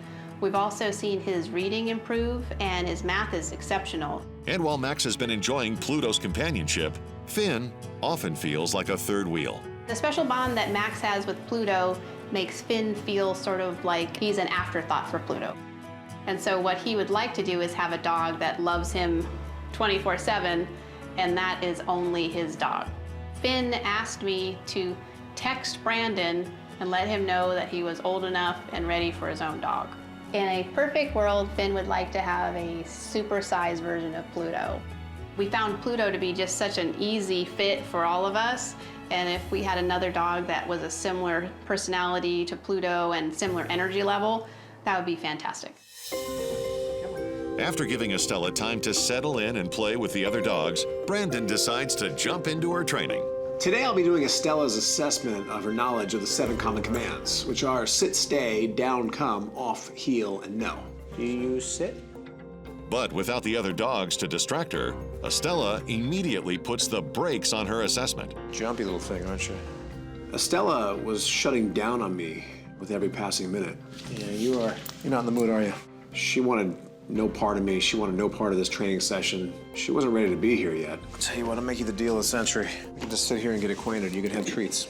She's got no trust in me, and dogs do not learn anything from people they do not trust. Here, look at there. So right now, I think I'll forego any training with her, and we'll spend a few days to get to know each other. Maybe build a little trust. Take it slow and steady. Don't worry, we got time. 5-month-old Estella is learning the meaning of trust. After she shut down in her original assessment, Brandon decided to forego training and give this abandoned puppy what she really needed: some bonding time. Show her how it's done. Even Lulu pitches in to help the new kid on the block. And one for you. One for Lou. And one for you. Come on. Encouraged by Estella's progress, Brandon decides to give her assessment one more shot. All right, take two. Come here. What do you know? The first thing I asked out of her was to sit, and she gives me a nice, perfect sit. Do you know a sit? Oh my gosh, you do. You know a sit. Do you know a down? But like most puppies, Estella had little experience with the common commands. Give me a heel. Oh my gosh. Do you stay? No, you run away. All right, come on. A lot of work to do on you. Come on. With Estella's education now firmly on track, Brandon hits the road for San Diego to check in with old friends, the Cotter family. Who is that, Pluto? Hello. Hey, how are you, Pluto? Good to see you. Right as I knocked on the door, it was good to see not only one familiar face, but a second one. I haven't seen you forever. Come here. You all right? Come on, let's go sit down. Oh, Pluto. How's he doing? He's doing great. Yeah? I still take him to work every week, and he's really good for the boys. Good, good. All right, buddy. Go on, go play. So, how's life changed? We moved into a new house, and the boys wanted to be in a house pretty close to the beach. So we take Pluto to the beach every week and let him run in the dog beach. The boys are also 7 now, and they've matured a lot. They've been really active in ice hockey. They also play baseball. So you reached out to me because you thought it was a good time to add a second dog to the family. So why now? Finn said that he felt that Pluto is more Max's dog and that he would like his own dog, which I can see his point. There's a little territorial behavior going on between the kids and the dog. I think so. Yeah. So what kind of dog does Finn want, and what kind of dog do you see fit for Finn? Finn would like a dog that is very affectionate, and he said he'd like a dog that's tall, and he'd like a dog that'll run around with him at the beach and go hiking on the canyons. So basically I'm hearing you want a dog just like Pluto, but just a little bit taller. Little Pluto plus size. I have adopted a dog recently. She sounds a lot like what you're looking for. In fact, she reminds me a lot of Pluto. I'm just starting the training with her. I'm just getting to know her. But right now, things are looking in the right direction. After finishing up with Colleen, Brandon checks out the family's backyard, only to find Pluto playing with Max, Finn, and a friend from the neighborhood. All right, looks good. So I'm gonna get back to the ranch and keep training. I'll update you on the progress and we'll keep in touch. Thank you, Brandon. All right, Colleen. Take care. See you, boys. Bye. Bye-bye. All right, it's very simple. After a tough start, 5-month-old Estella is finally overcoming her trust issues and rediscovering her inner puppy. No. She's soaking up the common commands. Okay, good. But that's not all that's soaked. Estella and I were hanging out in the house, and I walked out of the room for no more than 30 seconds. Come on, Stella. Whoa. Is that you? Is that you putting your pouty face on because you know you did wrong? Now, I'm not gonna make excuses for Estella. She is a puppy, she's 5 months old, she's from a shelter, but the reality is nobody wants a dog who's not house trained. My favorite method for house training dogs is what I like to call the house training triangle. I'm putting a dog in a pen, and from there, I take it outside to do their business. From there, in the house for free time. After free time, back in the pen, essentially completing the triangle. The first step in the process is I put her inside the pen. Come on, in you go. In you go. To ensure Estella doesn't connect the pen with punishment, Brandon fills the space with a bed and some toys. The pen, in reality, is just a place where she's learning to strengthen her bladder. Here, she's gonna spend about 90 minutes of time. 90 minutes later, I put her on a leash and I walk her straight outside. Okay, come on. And the second she goes, I reward her right away. Good girl. Good girl. Okay. Once she's done her business outside, come here. Now she's earned 30 minutes of free time in the house. Go on, free time, enjoy it. Once the 30 minutes are up, it's back to the pen to start the process over again. I repeat that triangle over and over throughout the day. Right now, she has 90 minutes of pen time and she has 30 minutes of free time. As the days go on, her pen time will diminish and her free time in the house will increase. And the ultimate goal is to increase the free time in the house where the pen time is taken away altogether. By the end of the week, she was down to very little pen time and hours of free time in the house with not one accident to be seen. I think she's housebroken. 5-month-old Estella is getting her groove back. She's mastering the common commands and staying healthy with exercise and a daily regimen of joint supplements. And since Finn wants to take his new dog on hikes and to the beach, Brandon acclimates her to the great outdoors. But to finally close the door on Estella's training, Brandon will need to open one more. Estella's new home that she'll be going to has 2 7-year-olds living there. And the one thing you can always guarantee with a couple of 7-year-olds is they do a lot of things that they shouldn't, including leaving doors open. The front door being left open is one of the most forbidden rules to break. Once that dog gets outside, there's really no telling what could happen next. And since the Cotters live on a busy corner, a quick escape could prove doubly dangerous. So the first thing I have to find out is she a door dasher? So the way I do this is I simply hook her up to a lunge line and I open the door all the way. That would be a yes. It's time to start DoorDash training. The secret to DoorDash training is opening the door 1 inch at a time. You ready? Second she gets close to it, I simply close the door. Oh, what happened? What happened? I repeat this process over and over. I know. Weird, right? From there, the next step is open it another inch. Brandon keeps opening the door a little bit wider and a little bit wider, making sure to close it before Estella even thinks about going through. Good, nice. Eventually, he opens it all the way, and Estella shows no interest in trying to dash out the door. The one thing about Estella, though, is she is a thinker. This dog is very smart, and she learns very quickly. Nice, good girl. But I don't want Estella thinking that she can never walk out a front door. The only time I want her to walk out the front door is A, when she's on leash, and B, there has to be a command given to it. And the command is okay. Okay, okay, good, good. So time and again, I do this with her. Okay. She's now DoorDash trained. Not too long ago, 5-month-old Estella was abandoned by her original family. But today, this unlikely German Shepherd mix gets a second chance at a forever home. Excuse me, guys, I'll be right back. Hello. Hi, Say hello. Brandon. Hello. Hello. When I met Estella at the front door, it was just immediately a lot of love, and she's super sweet. Let's go show the kids. Hi, guys, Brandon's here. Oh my gosh, doggy. Come say hi. The boys just lit up because they saw not only Brandon, they also saw Brandon with a new dog. And Estella saves a special hello for new buddy Finn. You just gotta get used to you. Oh, there you go. There you go. She likes you already. It was really exciting and get to meet Estella. Now she's your best friend. Oh, look at that. Look at that. Colleen and the boys were all around Estella, but there was still one familiar face that was missing from the equation. Who's that, Pluto? Who's that? Who's that? Pluto, go say hi. Hello, hello. It's your sister. Make her feel welcome. Pluto, you want to show Estella her new yard? Come on. Let's go check it out. Come on, go play. Come on. Estella, come on. Yeah, they can go loose. When we got outside, they really opened up. They started playing, as 2 dogs should.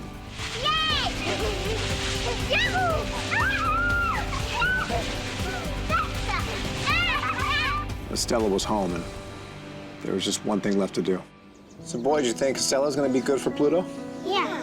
Yeah, she's going to be good for you? Yeah. Pick a hand. Who wants to put it on her? You better both do it then. They were quite excited because they understand the significance of graduation, because they've now graduated from preschool and kindergarten, and they were very excited to understand that not only does that mean she's graduated, it also means she's staying with us. Take care of the boys. Promise? Yeah. So long, Estella. Be good.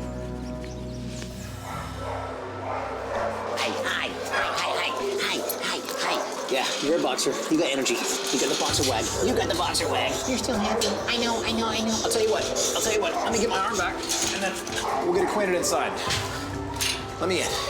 Once inside, Ali gives Brandon an official boxer welcome. Okay. Oh, you're a lap dog? Are you a lap dog? Yeah, I see you are. Yeah, you're kind of big to be a lap dog.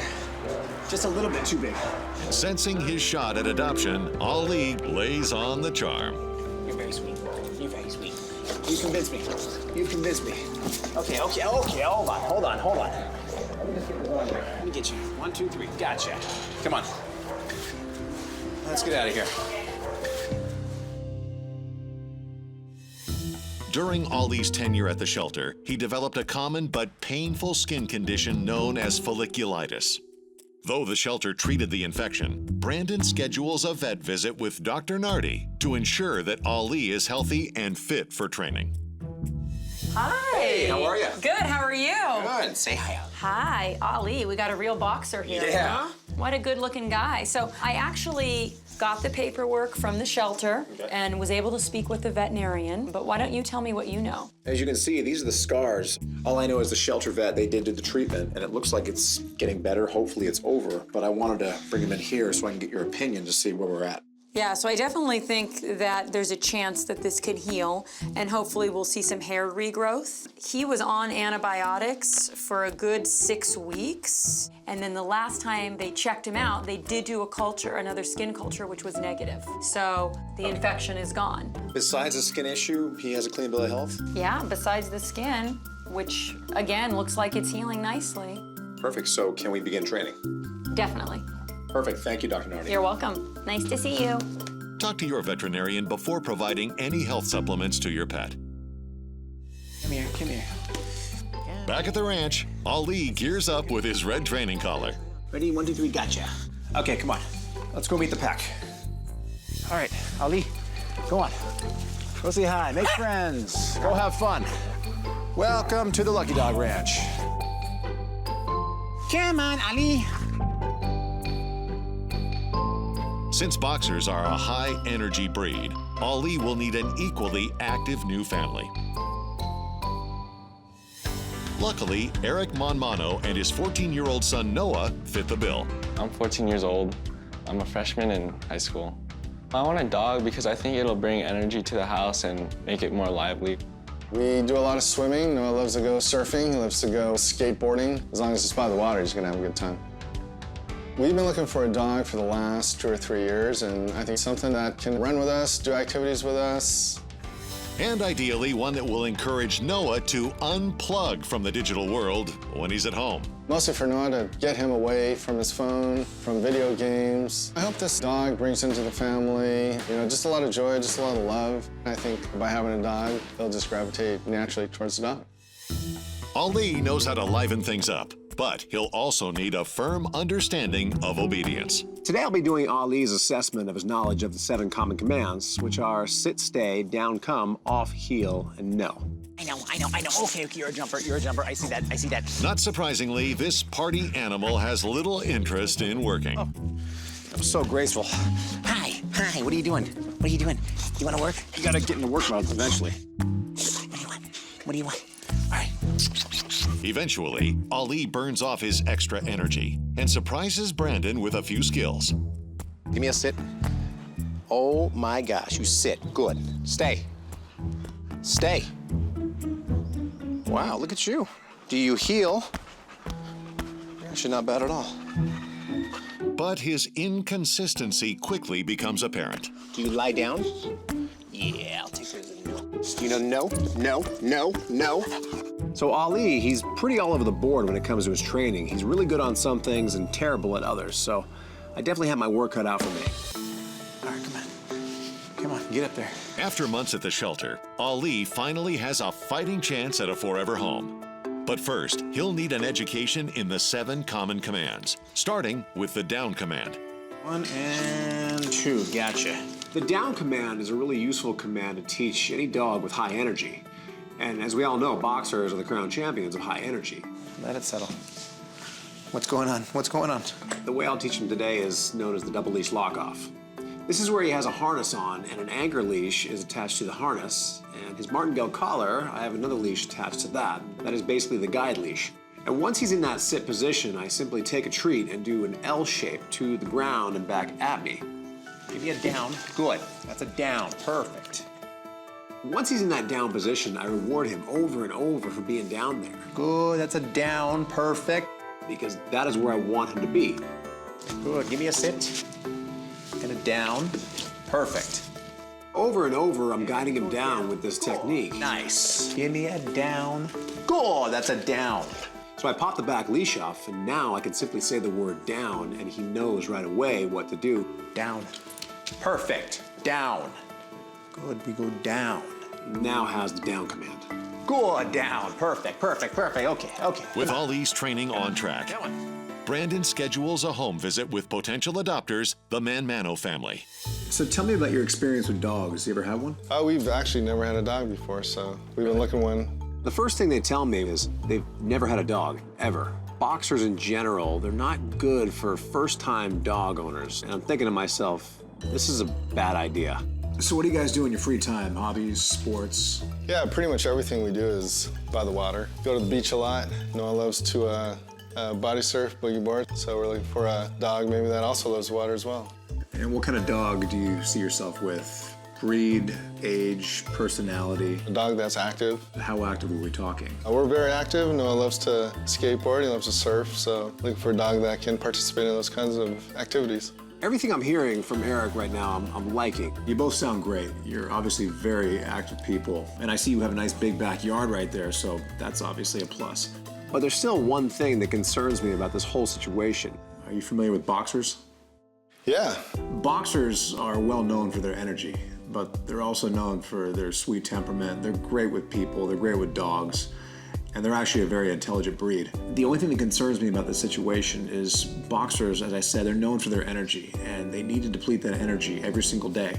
If you go to work in the morning, are you gonna have a dog walker for this dog, or are you gonna be able to take this dog to the dog park? How's that gonna happen? I love to run, so I run every morning. I get up at 5 o'clock. Noah's ran 2 10Ks. Yeah, running's starting to be a big part of what we do. And just like that, Eric, he changed my mind pretty quickly, because anybody who jogs, I think they're a pretty good match to have a boxer. And on mornings when Eric doesn't jog, he assures Brandon that he'll use a local dog walking service. So on that note, I'm gonna get back to the ranch, keep training, and I'll be in touch. Great, sounds good. Ollie's future is shaping up. He's channeling his energy into mastering the common commands. And with the help of a daily regimen of supplements and probiotics, his coat and digestive tract are finally recovering from the effects of a skin infection and 6 weeks of antibiotics. But this 10-month-old puppy still has a nose for trouble. Ali and I were hanging out in the house, and I was on the couch watching TV, and suddenly I heard this big crash in the kitchen. So I look in the kitchen, and lo and behold, he grabbed the cutting board off the counter, and now he's got it on the floor, licking away. You're a counter surfer.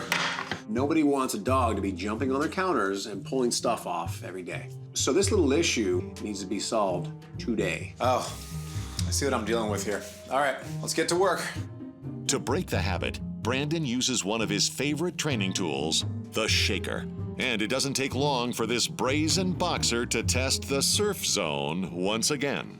Off the counter. The second he hears the shaker, he jumps off the countertops. This process gets repeated over and over. Ollie is a very headstrong dog. And like any headstrong dog, you're gonna have to do this time and again before it starts to really settle in the brain.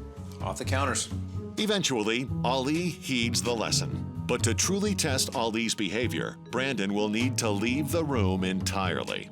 And this is where the spy cams come in handy. So I step outside the room, and it doesn't take more than about 10 seconds for him to get curious.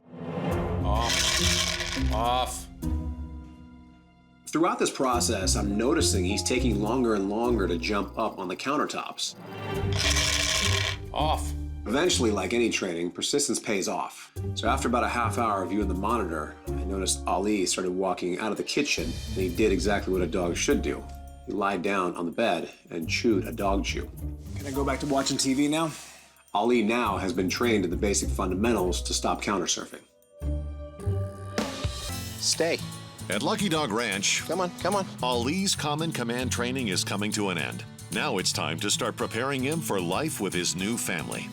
Because boxers are a high-energy breed, Brandon conditions Ollie to morning runs, something his new dad, Eric, enjoys doing. As it turns out, that isn't their only shared passion. I was down in the training yard watering the plants when suddenly Ali comes over to me and he shows a lot of interest in what I'm doing. It's a hose. You wouldn't want this. What? Look it. Does this. Oh. You like that, huh? Not only did he put his face right up to that hose, he started chomping at the water like an alligator. And he wouldn't stop. I mean, he was obsessed, like completely obsessed. That's when I remembered something. His new potential owner, Eric, says he would love to have a dog go to the beach with him. But just because Ali likes the hose water doesn't mean he'll like actual water. Come here. So I walked over to my training pedestal, which a lot of people don't realize it's actually a dog pool underneath. And lo and behold, he shows a lot of interest right away. And next thing you know, he gets a little too cocky for his own good, and he tries to dive in. Whoa! I see somebody likes the water. But Ali's not known for his coordination. Most dogs, after they did something like that, would literally jump out of the pool and never go back in it, but not Ali. There you go. He stayed in there. He was having the time of his life. There you go. Get your confidence. Good. So now I know that he loves water. It's time to take it to the next level. Over the course of the week, Brandon introduces Ali to new water scenarios. First, acclimating him to a backyard pool. There you go. There you go. Go on. Find the exit. Go find it. Go find it. There you go. There you go. Come on. Good boy. Go on. Then exposing him to the ultimate water experience, the beach. Go on. Don't be afraid. Go on. At first, Ali is tentative. But soon, he can't resist the allure of the sand and surf. I finally found something that Ali truly enjoys, and the timing, it couldn't be more perfect. You having fun? Huh? It looks like it, huh? Here, I got something for you. It's beach attire. Here, put it on. Ali has officially earned his green graduation collar. You look great. Come on. You got a family waiting for you. Come on. Not too long ago, Ali's future was on the ropes. But after training hard at Lucky Dog Ranch, this 10-month-old boxer is finally ready for his main event, his adoption. To mark the occasion, Brandon sets up a surprise meeting with Eric and Noah at their favorite spot, the beach. Surf's good today, huh? Oh. Hey, Brandon. Oh, look at this guy. Wow. I think he likes you already. I guess so. He's a happy dog. He's very happy. Wow, look at him. Meeting Ollie this morning was great. I mean, just all the energy that he brought, it was like we've known him since forever. There, he's a lap dog. Apparently so. He thinks he's a Chihuahua. Seeing Ollie and Noah together, it was really awesome. I mean, as soon as he showed up, he just plopped right down on Noah. It was so cool because it was like an instant connection. He was very playful. What do you think, Ali? We're at your favorite spot. You want to get him in the water? Sure. Come on, let's get him in the water. All right. Ali was just having fun. He was just being a dog. He was doing what a dog should do. Ollie. Oh, jeez. I just saw happiness all around. I saw a father and son walking with their new dog, and I saw Ali as happy as he could be, surrounded by his new family. And that was good enough for me. What do you guys think? Love this dog. He's great. He's so cute. Got all kinds of energy. I love it. I think he likes you. I think he settled right in. Okay. Yeah. I think he just chose a favorite. Well, you guys can take it from here? Yeah, I think so. Yeah, I think so. It's all yours. Thank you, Brandon. Thanks, Brandon. Take care of him. Yep. Take care, Ali. All right, guys. Thanks, Brandon. Appreciate it. Thanks, Brandon. Be good, Ali.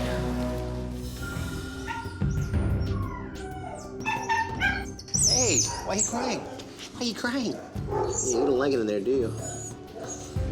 I'm in. 6-year-old Max is desperate to get out of his cage, but he quickly warms up to Brandon. Come sit. Come here. Let's get acquainted. Come here. I know, it's not fun in here. What do you say you and I go for a drive? I bet you that'll calm your nerves down.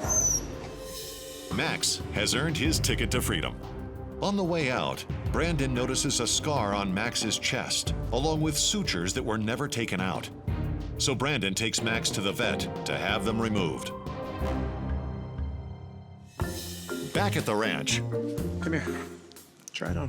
Max officially becomes a lucky dog in training. That right there is your official uniform. Come on, let's go meet the pack. All right, go on. Go play. Welcome to the Lucky Dog Ranch. Max is quick to make friends with the other dogs his size. Get it, get it, get it, get it. But he has a different reaction to the larger dogs. He repeatedly shows aggression towards them. Hey, hey, hey, easy, easy, easy. Come here, come here. That's it, we're done. We're done. Brandon removes Max from the yard and works on a plan to address his aggression.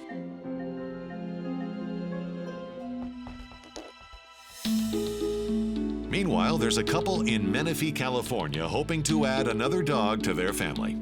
I'm Judy. I live in Menifee with my husband, Jim, and I teach 4th grade at a school in a neighboring city. I've been in college basketball now, coming up to my 34th season, from junior college to NCAA Division I and II programs. At the center of their lives is their miniature poodle, Greta. Greta is our little girl doggie. She's a little bit over 15 years of age. She and her brother Nicholas, they were litter mates, they're actual brother and sister, entered our lives when they were just a little under a year old. When they got a little bit older, Nicholas got cancer, and he went in for a surgery and wasn't able to wake up. Not only was Nicholas's passing hard on Jim and Judy, but it deeply affected Greta. We found that separation anxiety started to set in. She started having an erratic eating pattern. She's not as playful. She doesn't sleep as well. Jim and Judy specifically want to get a companion for Greta. Before Max is ready for a home, Brandon has to address his aggression toward large dogs. You have offensive aggression and defensive aggression. Offensive aggression is when a dog literally goes looking for a fight. But in the case of Max, he has defensive aggression. He feels the need to defend himself whenever he sees big dogs. Max had an old injury on the side of his body, and if I had to guess, that scar came from a big dog bite. But when a big dog bites a small dog, it goes for the entire torso. That's exactly what I think happened to Max here. Now he feels the need to defend himself every time he's around a big dog. Max has to understand that all big dogs are not going to do what that one big dog in the past did to him. And the way you do this is through a process known as counter-conditioning, where you expose the dog time and again to the thing that they are scared of the most. So I hook Max up on a double leash lock-off. This is for control and safety for him. Right next to him, I have another dog. From there, I start giving the dogs treats, one at a time. The dog I have next to him is not reactive to other dogs when they go after him. It would be very irresponsible of me to put a dog that is reactive that could potentially react aggressively towards Max if Max went after him. All I'm doing here is I'm watching Max. I'm watching for the first sign of aggression. And typically, the first sign of aggression for a dog is a lip curl. Nope, nope, none of that. I take the shaker, give it a firm shake, followed by a no command. This snaps him out of the aggression immediately. Not your world, you gotta share it. But I can't just stop the reprimand. I have to make sure that I follow it up with positive reinforcement when he's being obedient for a few seconds. There you go, good, good, nice, perfect, good. And we repeat this process over and over. Nope. None of that, none of that, nope. Good. There you go. Nice. Max learns to see the dog next to him as a friend, not a foe. Good. Good boy. You learning, finally? Brandon suspects that 6-year-old Max was once bitten by a large dog.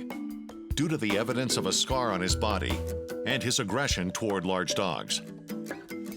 With the help of some gentle giants, Max is learning that he doesn't need to fear big dogs. Good boy. With Max making good progress, Brandon sets up a video conference with Jim and Judy Heineman to see if they're a good match for him.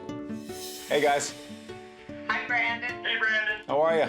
We started talking, and it didn't take long for them to get into their dog, Nicholas. A rather sophisticated surgery had to take place, and unfortunately, he never awakened from the anesthesia, and it's believed that sometime during the procedure a blood clot formed.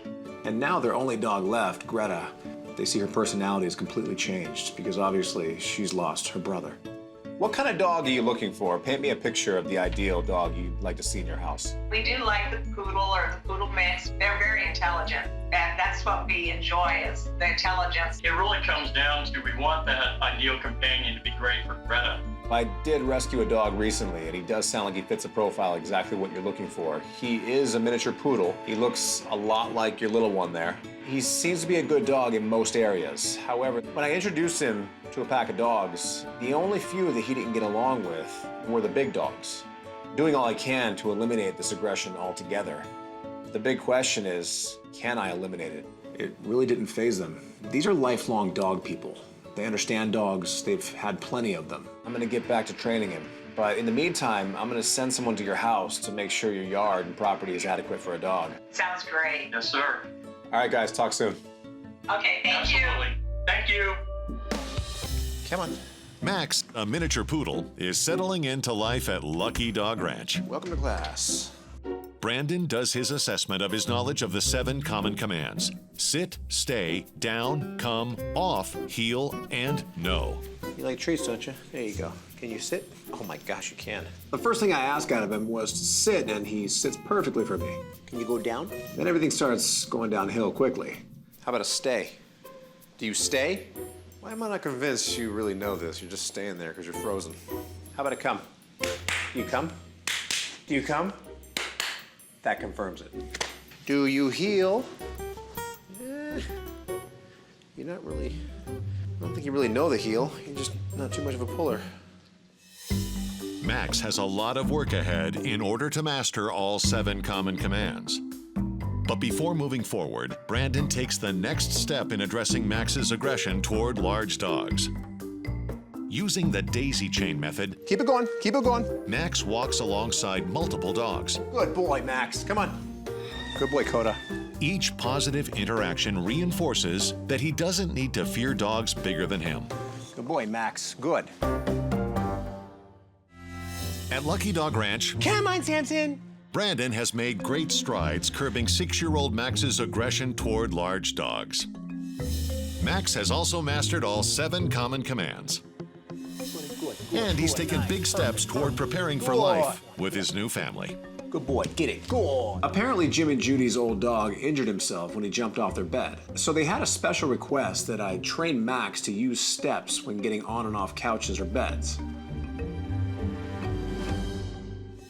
Before Max gets the full seal of approval to go to his new home, Brandon does one last test to see if he shows any aggression toward large dogs. It looks like all of the training has paid off. Max runs freely with the big dogs. He shows no fear, no sign of aggression. Max has turned a corner. And it's at that moment that Brandon realizes it's time for a wardrobe change. Max has earned his green graduation collar. When miniature poodle Max came to Lucky Dog Ranch, he showed signs of a traumatic past, both physically and emotionally. But with Brandon's help, he's learned to trust again. It's been a long, bumpy road for Max, but today's a big day for him. It's the day he gets to meet his new forever family. Brandon! Surprise.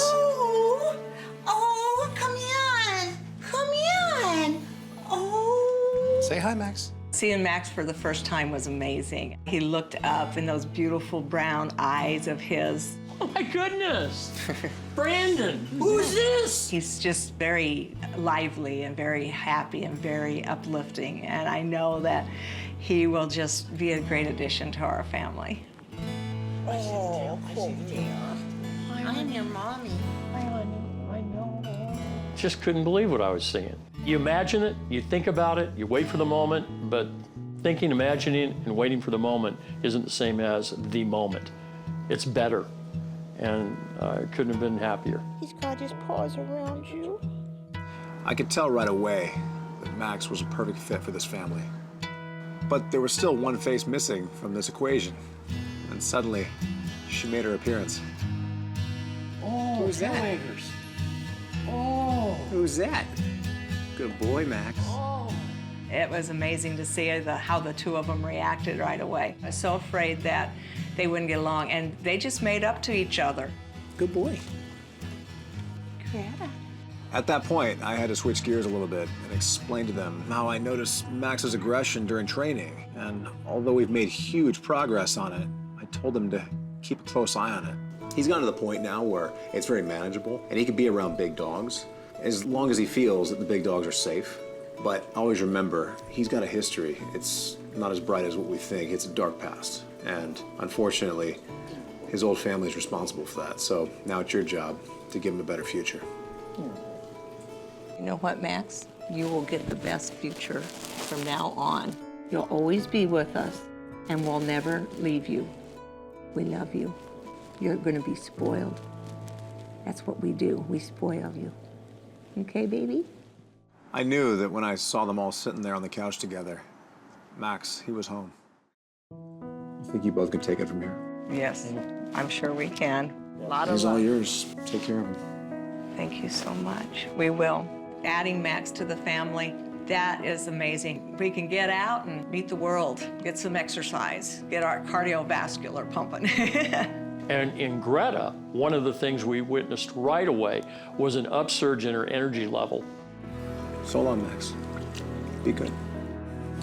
All right, guys. Thank you. Max and Greta each lost a sibling, but now they have each other. After Nicholas's passing, we could never have seen that this day would occur, but it did, and it's going to get better every day. Is that you? Is that you? Hi. Is that you? Let me see. Yeah. Yeah, that's you. Come here. I can already tell you're sweet. And you're on borrowed time. So let me get in there. Let's get acquainted. Despite being in pain, 2-year-old Jax is full of affection. Let me say hi. Oh, you're already saying hi. Hello. Okay. I see. You're very sweet. Having no doubts about you. Let's say you and I get out of here. I'm gonna take good care of you, trust me. All right, come on, easy. Easy. Watch your leg. It's okay. Come on. On the way out of the shelter, Brandon sees how hard it is for Jax to walk. So he picks him up and decides to take him to the vet right away for an exam. Hi. Hey, Dr. Nardi, how are you? Good. Nice to see you again. Don't get too excited, okay? I know. Hey, don't get too excited. So who is this? This is Jax. I just rescued him. Okay. And he's favoring his back leg so bad he can't put any weight on it. It's a serious limp. I really want to find out what's going on back here. Absolutely. I definitely think there's something going on with this right hip. I think we should take some x-rays and get a better idea of what's going on. Okay. All right. Dr. Nardi brings Jax to the back for x-rays, and Brandon waits for the results.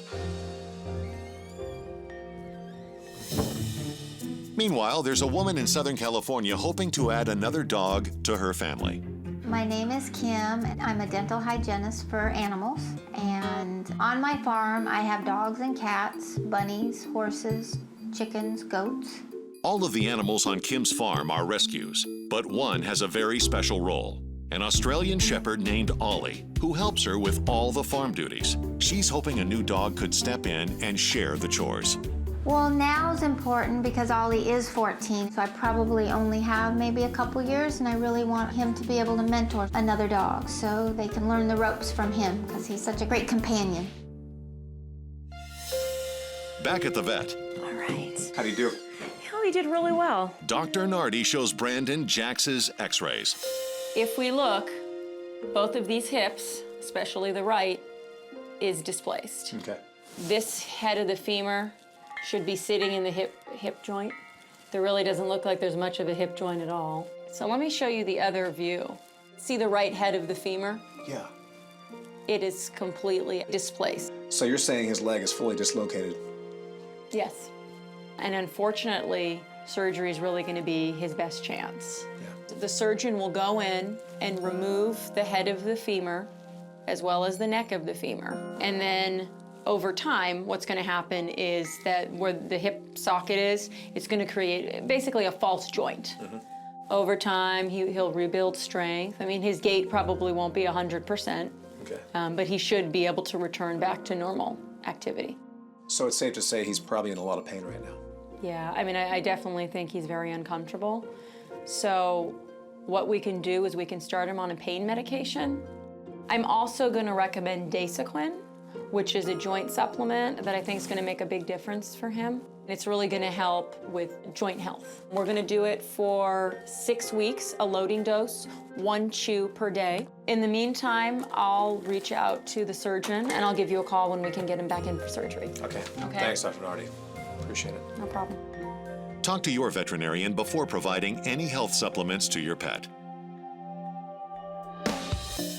When Brandon rescued Jax, a 2-year-old Shepherd Collie mix, he learned that he suffers from severe hip dysplasia.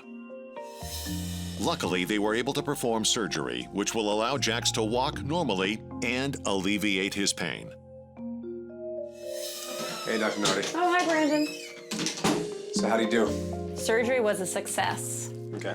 What you're going to want to do is you're going to want to keep him restricted for at least 6 weeks. Okay. Okay, that means no walks, unfortunately no training, anything like that. Continue the pain medications I put him on, and I definitely want you to continue the supplement we started the other day. So besides that, he's good to go? Yeah? Thanks, Dr. Nardi.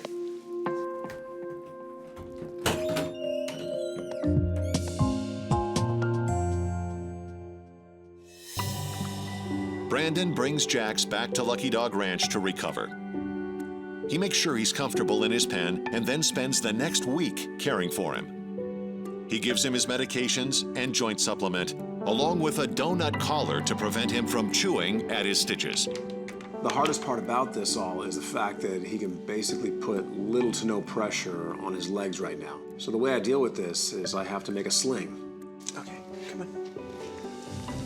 Come on. All the way up. There you go. Good boy, good, come on. I know, it's tricky.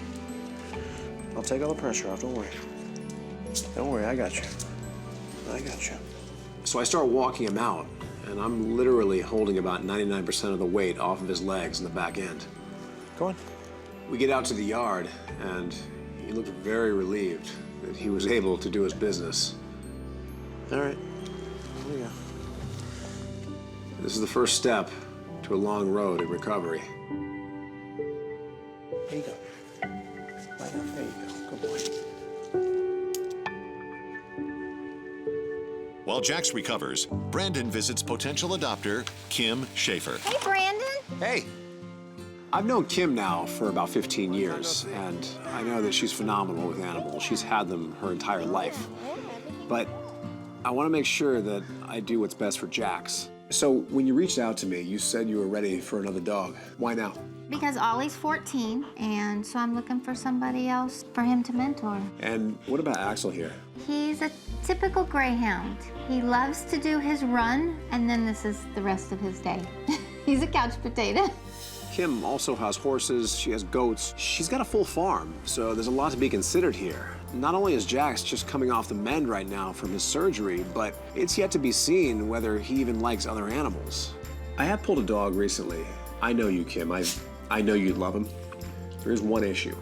He was dumped at the shelter because he had hip dysplasia. So my question to you is, would you want a dog that's had surgery like this? Because even though he's had surgery, it does not mean his legs will ever be perfect. Oh, absolutely.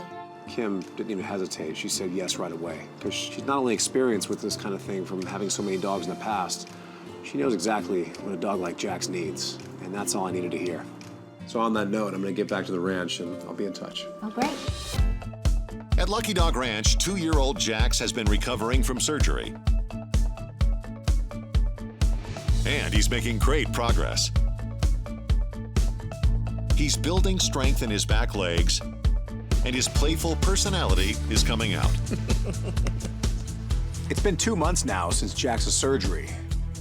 And although he's now walking on his legs, he still has a lot of recovery time to go. So today will be day 1 of a very long and strenuous physical therapy boot camp. And the first thing we'll be doing is water therapy. Water therapy is arguably one of the best ways to heal an injury, whether you're a dog or a human. You might like this. Take it slow. And the reason it's so effective is because there's little to no resistance on the joints. Start moving your legs. It's okay. It's okay. There you go. There you go. It's okay. There you go. Good. So I lower him in the water and I start moving him back and forth. Then I'm watching his legs move over and over in this perfect stride. This is exactly what I want. Move the joints. There you go, good. Good, there you go, good. Let the blood circulate. Jax soaks in his water therapy and over time builds up his strength. This stride that Jax is doing underwater is getting the blood circulating, which effectively heals the body. Soon he's able to put all his weight on his back legs and walk without any pain.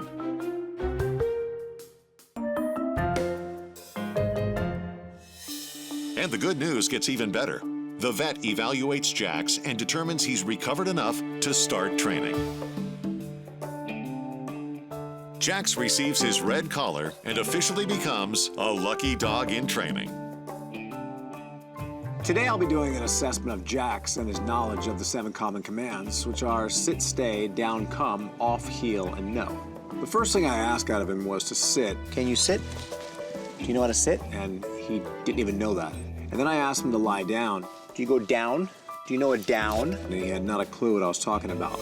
And how about a no, no, no? Give me a stay. Stay, stay. Jax, come. When I called him to come to me, he came right towards me, but I'm not convinced that he was trained that. He's just a friendly dog. How about a heel?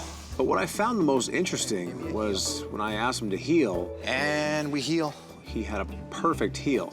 Good, good, nice. I'm pretty convinced that he learned this while he was recuperating here.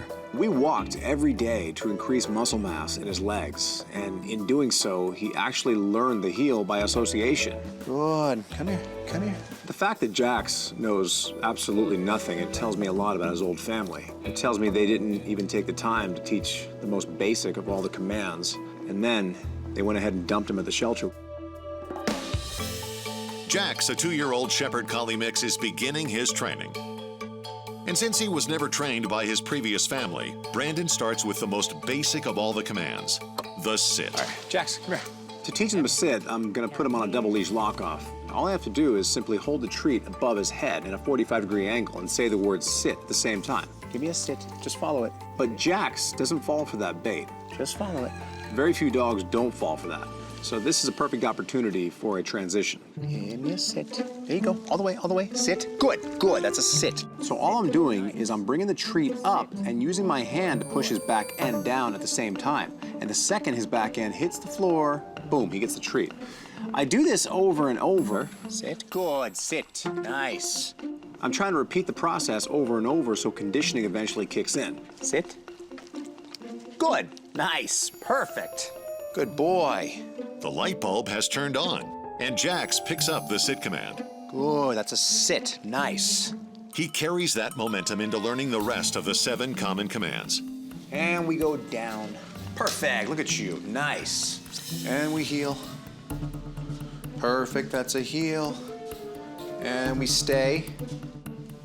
Stay, nice. Nope. Okay, okay, good, good.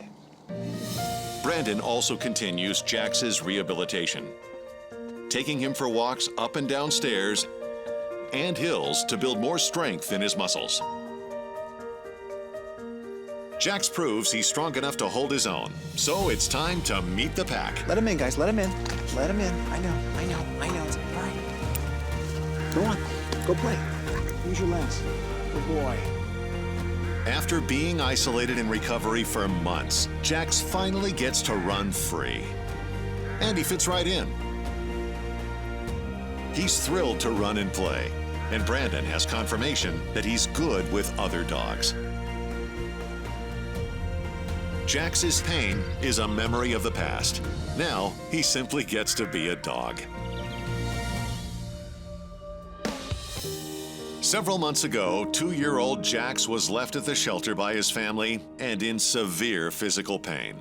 Brandon rescued him, and he received the surgery he needed. Now, Jax is healed, and he's ready to take the next step. It's safe to say that it has been a long road for Jax in his recovery, but today is finally the day. It's the day he gets to meet his new forever family. When I got into her property, she was walking her horse, and so I decided to surprise her. Nice day for a ride? Hey, Brandon. There's someone else here. Oh my gosh, it's Jax. Oh my gosh, you thought it was just me, huh?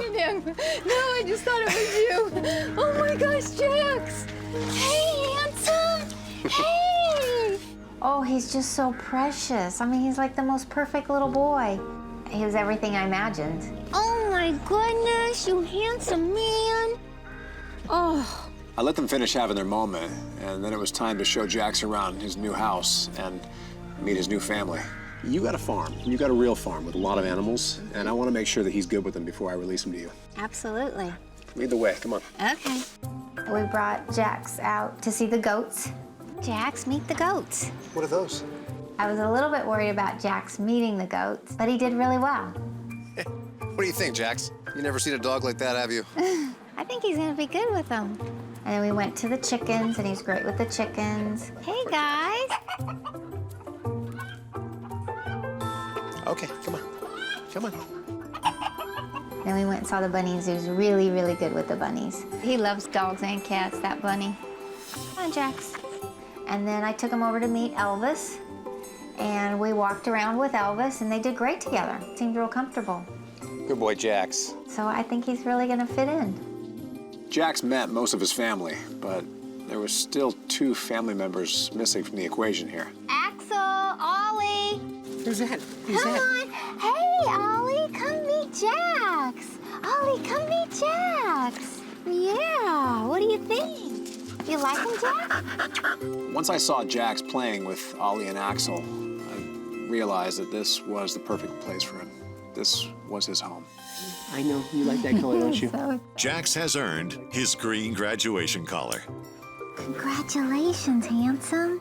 Saying goodbye to Jax, it was tough because we'd been through a lot over a long period of time. Oh, come here. Come here. Yeah, I picked you up a lot like this. He's gonna miss you.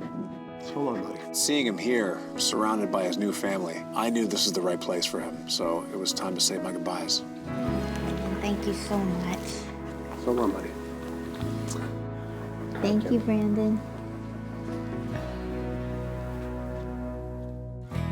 Jax is a stark reminder that dogs are incredibly resilient animals, both physically and mentally.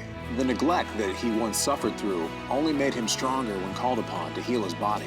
But even the darkest clouds have a silver lining. Jax's past is now in the rearview mirror, and now he can look forward to nothing but new adventures in his new home with his new family. From hopeless to a home, that's my mission. One dog at a time.